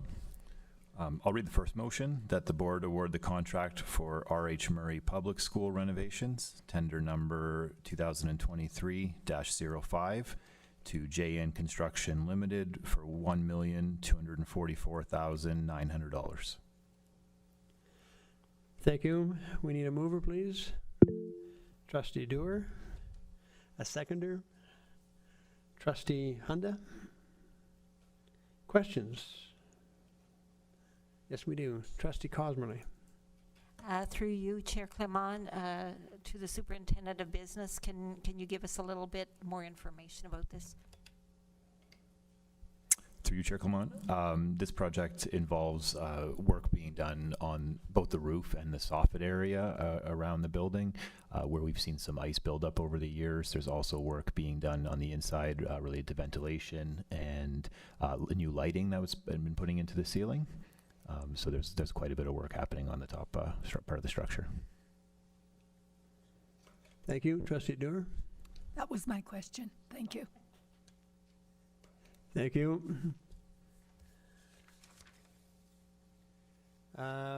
We have a B. We have a motion. Superintendent. Oh, sorry. I thought we did already. I'm sorry. Missed one. Poll vote, Director. Trustee Clement, In favor? Trustee Corbier Addison, In favor? Trustee DeBusky, In favor. Trustee Dewar, In favor. Trustee Farrell, In favor. Trustee Gibson, In favor. Trustee Hunda, In favor? Trustee Cosmerly, In favor? Student Trustee Quincy, In favor. and Student Trustee Trudeau. In favor. Motion's carried. Thank you much.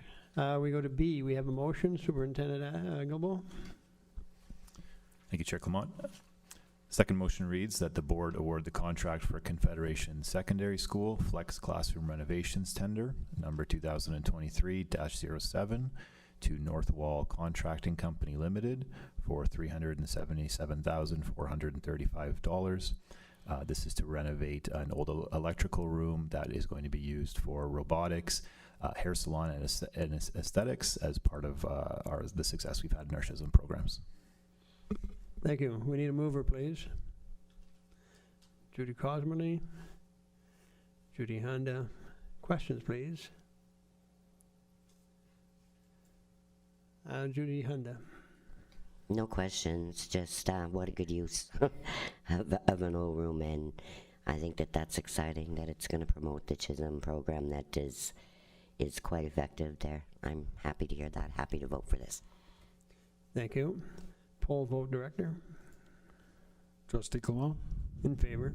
Trustee Corbier Addison, In favor? Trustee DeBusky, In favor. Trustee Dewar, In favor. Trustee Farrell, In favor. Trustee Gibson, In favor. Trustee Hunda, In favor? Trustee Cosmerly, In favor? Student Trustee Quincy, In favor. and Student Trustee Trudeau. In favor. Motion's carried. Thank you, Director. We go to number 3, report and recommendations from board committees. We have a motion that the new elementary school on the LaSalle campus be named LaSalle Elementary School. I need a mover, please. Trustee Hunda. I need a seconder, please. Trustee Dewar. Any questions, please? Trustee Dewar. I think we should just if you could take a moment to tell us how we arrived at that name. Okay, I'll direct that to the director. Thank you. Through you, Chair Clement. First, I'd like to thank Superintendent Noble for her leadership in this. Superintendent Noble led the formation of an ad hoc committee that was established with representatives for the following members. Area Superintendent, she acted as the chair.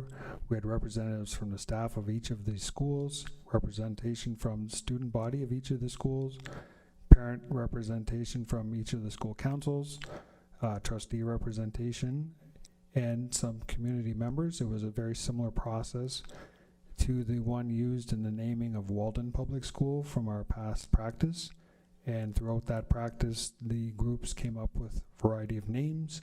They voted on names. There was 2 names that rose to the top of the list, and one was New Sudbury Elementary School, and the other was LaSalle Elementary School. Executive Council took these 2 recommendations and decided to put forward for your consideration tonight LaSalle Elementary School, as it fits with the campus model that we have. It leads to LaSalle Elementary School, the LaSalle Intermediate Program, and LaSalle Secondary School. So this is the name put forward for your consideration this evening.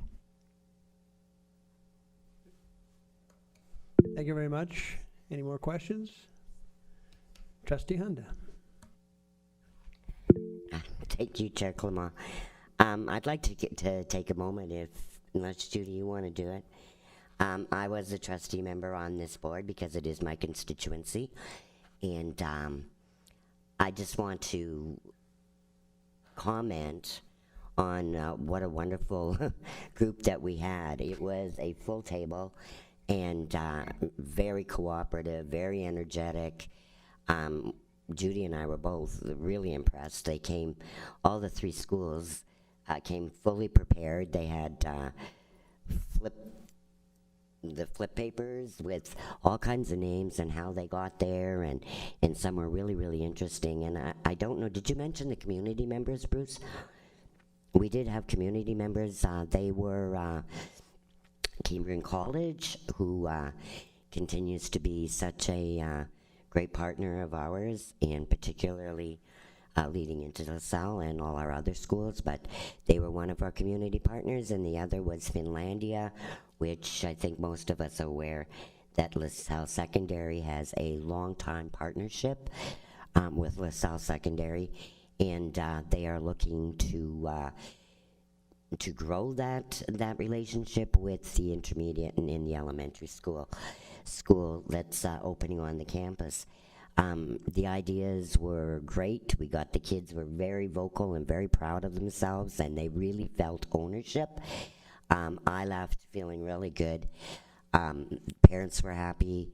The children were happy. It was very exciting for them to explain to us how they came up with some of their ideas. There was quite a number, Jude? Like about, 12 or 14 maybe? But bottom line, these were the 2 that they came up with, and they were quite happy with the 2 that came forward, and they would be quite happy with either of them.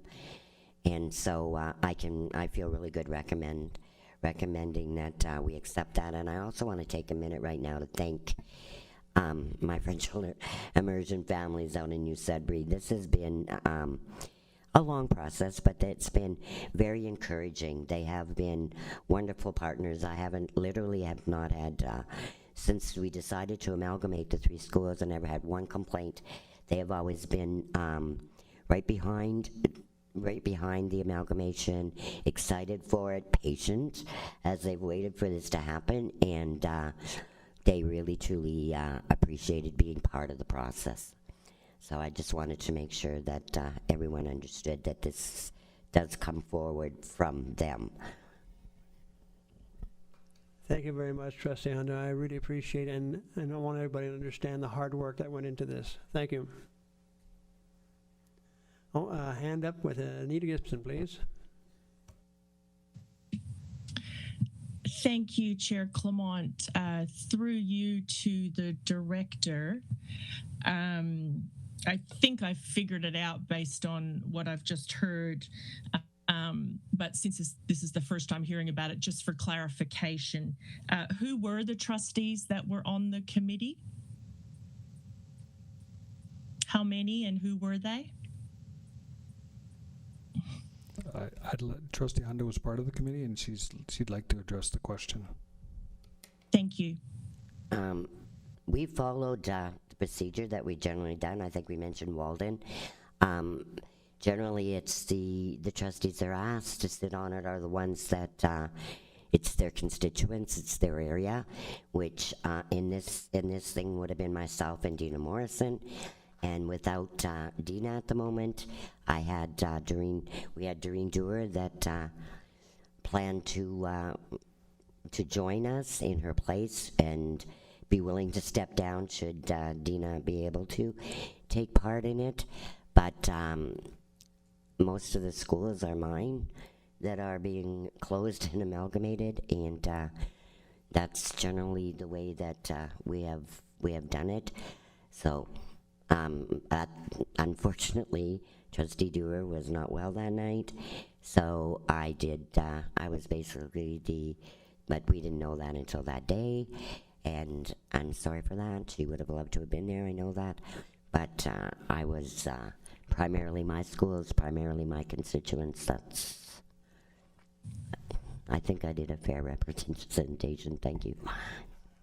Great, thank you. Trustee Dewar. Yes, my apologies. I sent my regrets.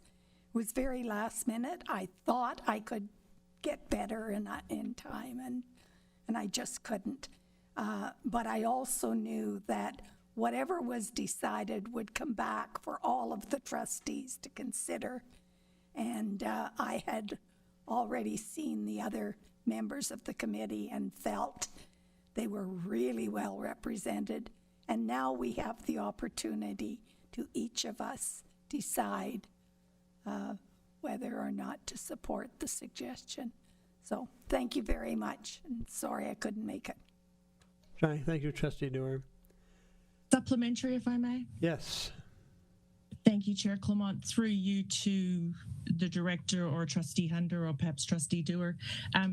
So I'm understanding the explanation from Trustee Hunter is that she considers her area. So how was the decision made that Trustee Dewar was to replace Trustee Morrison? If you could just explain the protocol or the procedure that was followed for that decision. Thank you.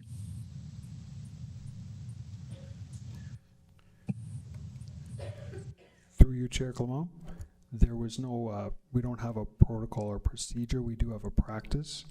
And in the absence of one trustee, Trustee Dewar was asked because of her familiarity with, the whole accommodation review process and being aware of the process that was taken part in Walden, in the naming of Walden. So that's how the decision was made. Thank you, Director Bourget. You're welcome. Thank you very much. I see no more questions. I'm really pleased with how it went, so now we'll take a poll vote, Director. Trustee Clement? I'm in favor. Trustee Corbier-Addison? In favor? Trustee Dabowski?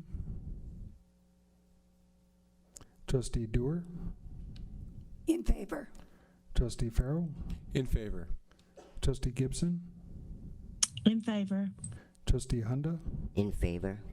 Trustee Cosmerly? In favor. Student Trustee Kunze? In favor. And Student Trustee Trudeau? In favor. Motion's carried. Thank you, Director. We'll move on to new business. Ontario Public School Board Association Annual General Meeting. That the board approve the attendance of the following trustees at the 2023 OPSBA Annual General Meeting in Collingwood, June the 8th and 10th. I need a mover, please. Seems interested.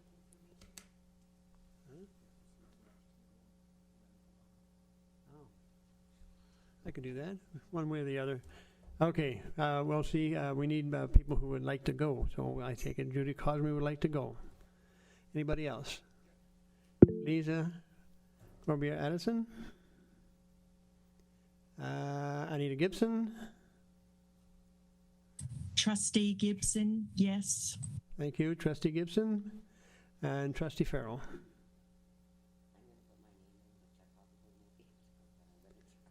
Farrell. And you said, yeah, you'd like to, and Trustee Honda. Honda, okay. Anybody else? Nope. Nope. Okay, so now we have our names. So now we need a mover. Judy Cosme, seconder. Trustee Dewar. Thank you. Any other questions? I see none. Poll vote, please. Oh. Maybe I should look up. Trustee Cosme. Just one comment. If for anyone who is going, book your rooms early, because we've learned through experience with the labor relations that the rooms go really fast. So that's just a heads up. I have heard that also, and I heard they're already gone. So, yeah, well, yours booked. Yeah, that's for you. So, all right. So, try it this week as soon as you can, so we can see a result. A poll vote, please, Director. Trustee Clement? In favor. Trustee Corbier Addison? In favor. Trustee Dewar? In favor. Trustee Farrell? In favor. Trustee Gibson? In favor. Trustee Honda? In favor. Trustee Cosmerly? In favor. Student Trustee Kunze? In favor. And Student Trustee Trudeau? In favor. Motion's carried. Thank you, Director. Second, we have the Ontario Student Trustees Association Annual General Meeting. We have a motion that the board approve the attendance of the Student Trustees Kunze and Student Trustee Trudeau and the 2 incoming student trustees at the 2023 Osta ACO Annual General Meeting, May 18th, 21st, 2023 in Toronto. Need a mover, please. Trustee Honda. Seconder, Trustee Lisa Corbier Addison. Questions? I see none. Poll vote, Director. Trustee Clement? Yeah, in favor. Trustee Corbier Addison? In favor. Trustee Dewar? In favor. Trustee Farrell? In favor. Trustee Gibson? In favor. Trustee Honda? In favor. Trustee Cosmerly? In favor. Student Trustee Kunze? In favor. And Student Trustee Trudeau? In favor. Motion's carried. Thank you, Director. We have a request for leave of absence. I don't think we have any. We have one? Oh, sorry. Dina Morrison. Okay. That Dina Morrison be granted leave of absence from April 18th, 23 board meeting. A mover? Trustee Dewar, and seconder, Trustee Dave Farrell. Any questions? Trustee Gibson. Thank you, Chair Clement. Just you didn't seem to be aware of the request. So who do you make the request to? The chair, the director? Could just point of clarification, please. What's the question? Who does a trustee make a request for a leave of absence to? Is it yourself or the director or both? I would like some clarification, please.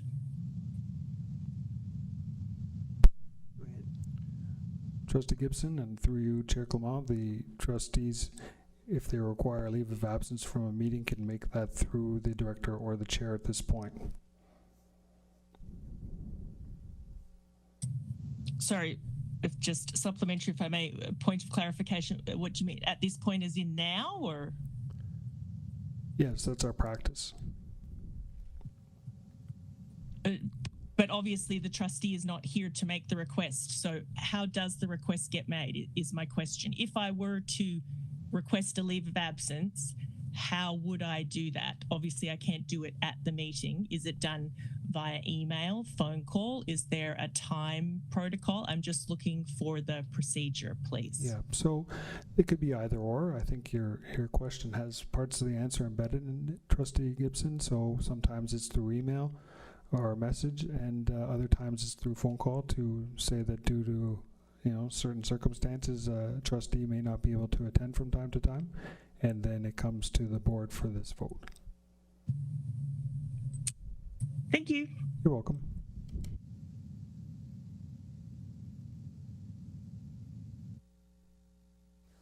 Poll vote, Director? Trustee Clement? In favor. Trustee Corbier-Addison? In favor. Trustee Dubosky? Trustee Dewar? In favor. Trustee Farrell?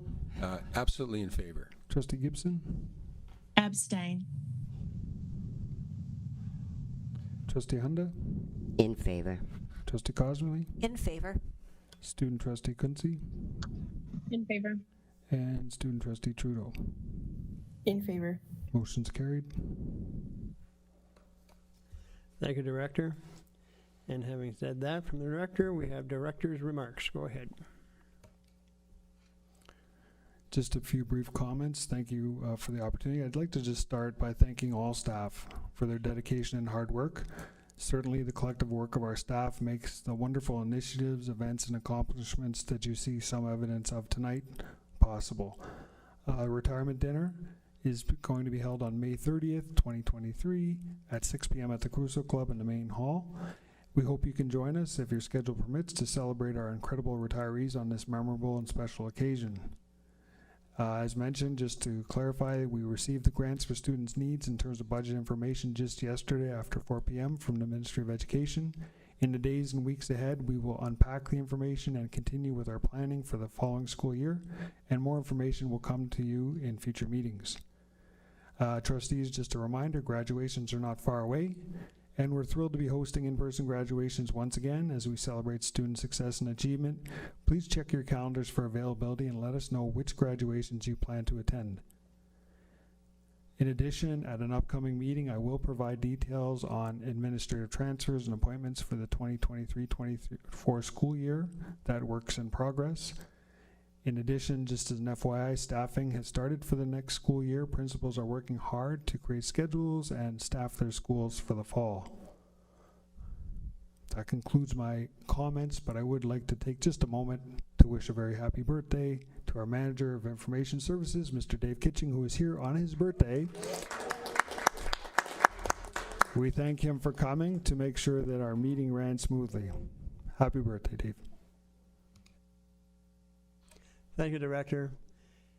And yes, Dave was on the job again today. He helped me with my computer. Otherwise, I'd have been stuck. Thanks, Dave. We now go to other items, which is OPSPA Director. Do you have a I do. few words? It's short. The OPSPA North Region Council meeting was held on April 1st via Zoom. Several trustees from our board attended. Just a couple of things to share from that meeting. First, that OPSPA will be looking into the feasibility of adding an additional day to the October 13th to 14th conference in Sault Ste. Marie, based on discussion at the council meeting. Trustees are encouraged to submit agenda topics for the conference to either Kendra Devine or Ken Jeffers. Also from that meeting, a reminder that elections for executive positions on the council and for OPSPA working groups will be held at the AGM in June. All trustees are welcome to submit their names for elections to these positions. My other thing I wanted to report was the next Board of Directors meeting will be held in Toronto on April 28th and 29th, and I will be attending. All trustees should have received OPSPA's statement on Bill 98, the Better Schools and Student Outcomes Act. I expect there will be discussion about Bill 98 at the Board of Directors meeting, given that some of the proposed changes impact trustees. Thank you, that's it. Thank you, Trustee Cosmoney, or Director Cosmoney, yes. Student trustees, do you have anything for us? Yeah, we do. I am currently actually on my way to the World Championship for Robotics in Houston. So sorry, it's a little bit loud. I have my whole team behind me. They're eating though. We're proud of you. Thank you. We're very excited, and we were excited. I was doing the board meeting and we're driving, and I was like, "Hey guys, that's us!" So thank you for that, Director Bourget. So we do have a few things that we wanted to share with the board. I'll let Darcy go first, though, if you're ready to go. Yes, thank you. Ani, there will be a powwow at Espanola High School taking place on May 19th, aiming to honor the MMIWG2S, the Missing and Murdered Indigenous Women, Girls, and Two-Spirit Peoples. During this powwow, there will be a red dress special to honor those women and girls and Two-Spirit Peoples who have not made it home. This powwow with the purpose to honor the MMIWG2S has been a goal of mine since the beginning of the school year, and I am very grateful to see it come together. With that being said, I would like to send an invitation to all the trustees and directors of the board to attend this powwow if interested. If interested, please send me an email and I will forward you the flyer once we are done some final touches. Miigwech. Thank you very much. Just as a point, Trustee Trudeau, what was the date of that again? May 19th. May 19th, okay, thank you. Great. And the time?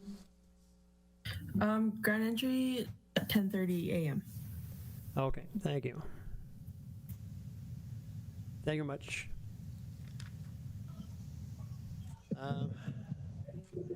Okay. Oh, yes, go ahead. Yeah, yeah. So we have other updates as well from our schools. We're really excited about the powwow, and I know Darcy's been working really hard on that, along with a few other supports. So as we heard earlier, we are working on our leadership conference as well for Stand Up Speak Out, which is upcoming May 3rd. And we do have Scott Hamill coming in, and he's amazing. He's really excited to be working with our students. Our theme for this year is leadership through action. So how can you make change through action? And so we have a variety of breakout speakers who will be talking on topics such as 2S LGBTQIA rights, as to truth and reconciliation, and all kinds of different topics based on interest of students. We have students coming from we have students coming from all over the board, and from each high school we're taking 10. So it's really exciting, and our Senate is really proud to present that, and we're going to be giving an update to the board after the conference at our next board meeting in May. Along with that, there's lots of great things going on in schools. We have Sudbury Secondary School. They just attended the Northern Ontario Music Fest. They have their Cancer Gala coming up on April 22nd, and they've been doing a dress drive, which is donating formal wear. At Lockerbie, they have their semi-formal, and they also attended the Northern Ontario Music Fest Canada. Confederation High School has their prom in the first week of May. They're doing play production rehearsals, and they did some egg decorating for Easter. Espanola had a Spirit Week, Easter egg hunt, and badminton. Manitoulin has been doing Easter egg hunt. There's stuff all over the school as well for students to go find, because whether you're in grade 2 or grade 9, you still like finding plastic Easter eggs and candy. And yeah, so all the schools have been really busy as they get ready towards the end of the school year. We also recognize that students are working really hard upcoming for the end of the school year, culminating and exams coming soon. And so we're really excited for the next couple months, and excited to tell you guys how all of the new upcoming things go, including the powwow, our AGM conference, and our Stand Up Speak Out conference. Well, thank you very much for that report. There's a lot there going on. Your plate is full. Trustees' remarks. Does anybody have any remarks?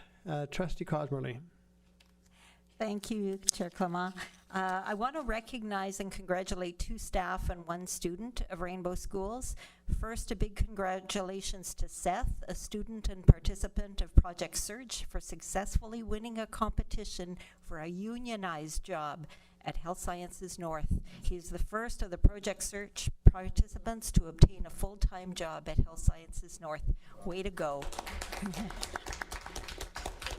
And second, at its recent awards banquet, the Learning Disabilities Association of Sudbury honored 2 Rainbow staff for their work on behalf of students with learning disabilities. Congratulations to Christina Koliski from Northeastern Public School for winning the Outstanding Educator Award, and to Colleen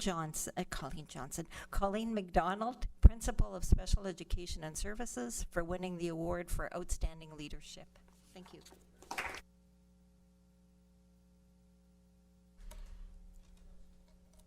Oh, sorry, I lost my button again. Wait, I'm back. Thank you very much. That was great news. Any other remarks? Trustee Honda.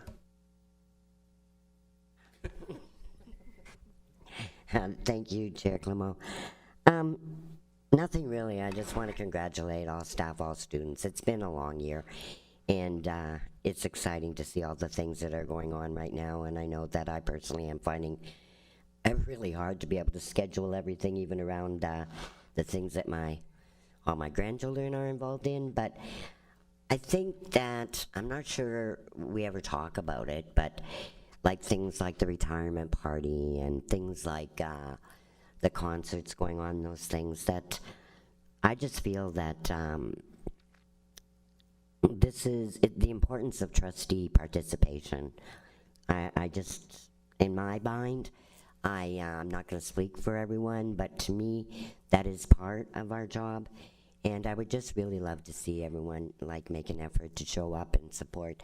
It really, I know you probably wouldn't think so, but I have learned that it means a lot. It means a lot to staff, it means a lot to students, it means a lot to parents. And particularly like the retirement dinner, I think that we've all learned that they really truly appreciate. This is our gift.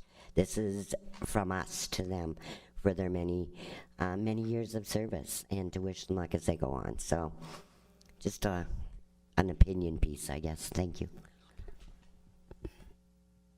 You're welcome. Thank you very much, Trustee Honda. And I'm with you. It's been a long 3 years, and to start seeing going to bands again, and the concerts, and the graduations coming up. I hope everybody can make their graduations, because those are the highlights of our school year.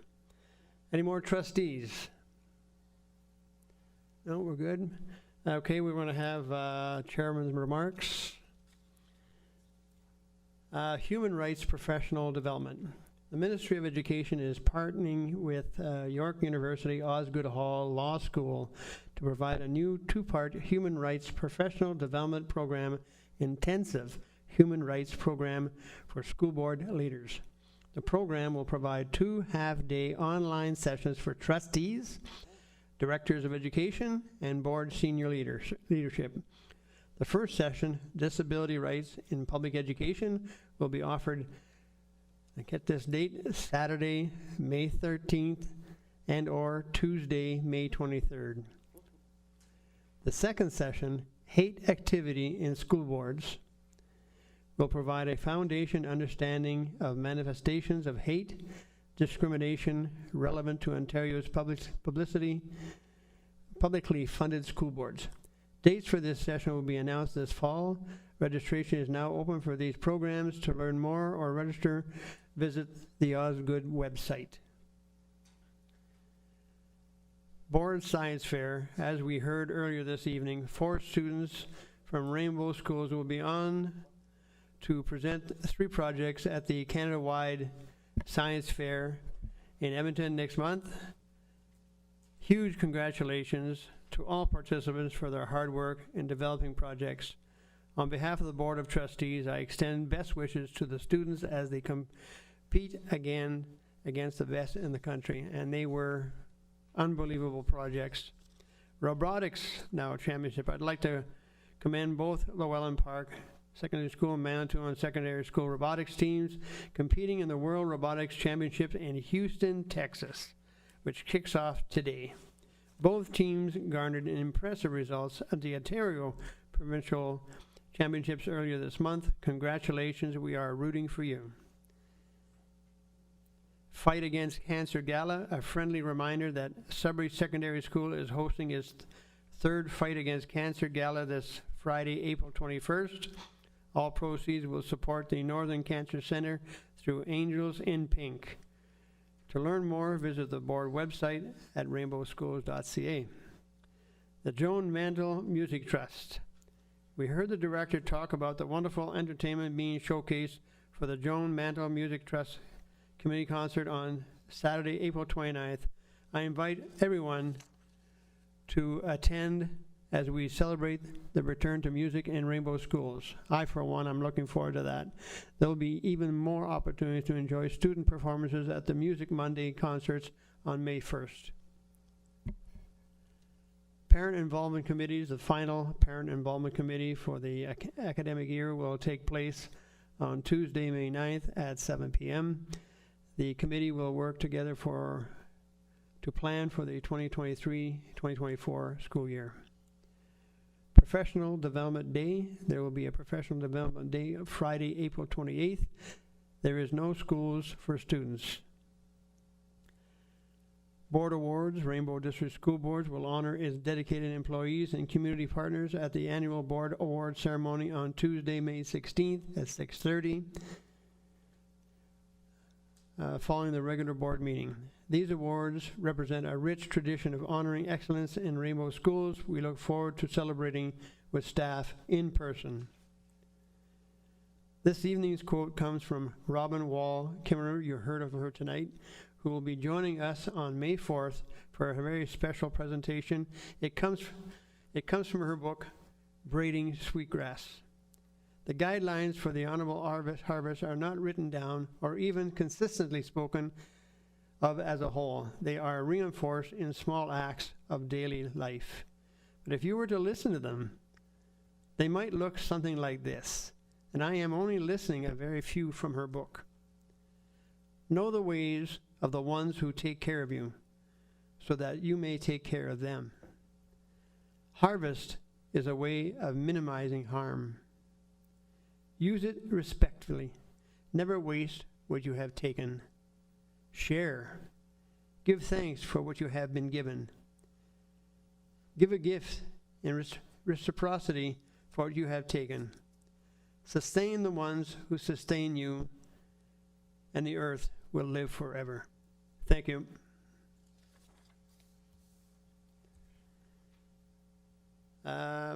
Information and proposals, reports from official staff, Parent Involvement Committee, you have a copy of that, and Special Education. Non-staff communications, April 3rd, letter to Premier Ford, and coordinations, system-wide mental health services for children and youth. H is your future meetings, equity, student senate, strategic planning, special ed, environment, parent involvement, First Nations, board meetings, board awards. Please go to your website at any time and you can see this listed here and the times and the dates. We now have adjournment. We need a mover, please. Trustee Dewar. A seconder. Trustee Cosmony. We are adjourned.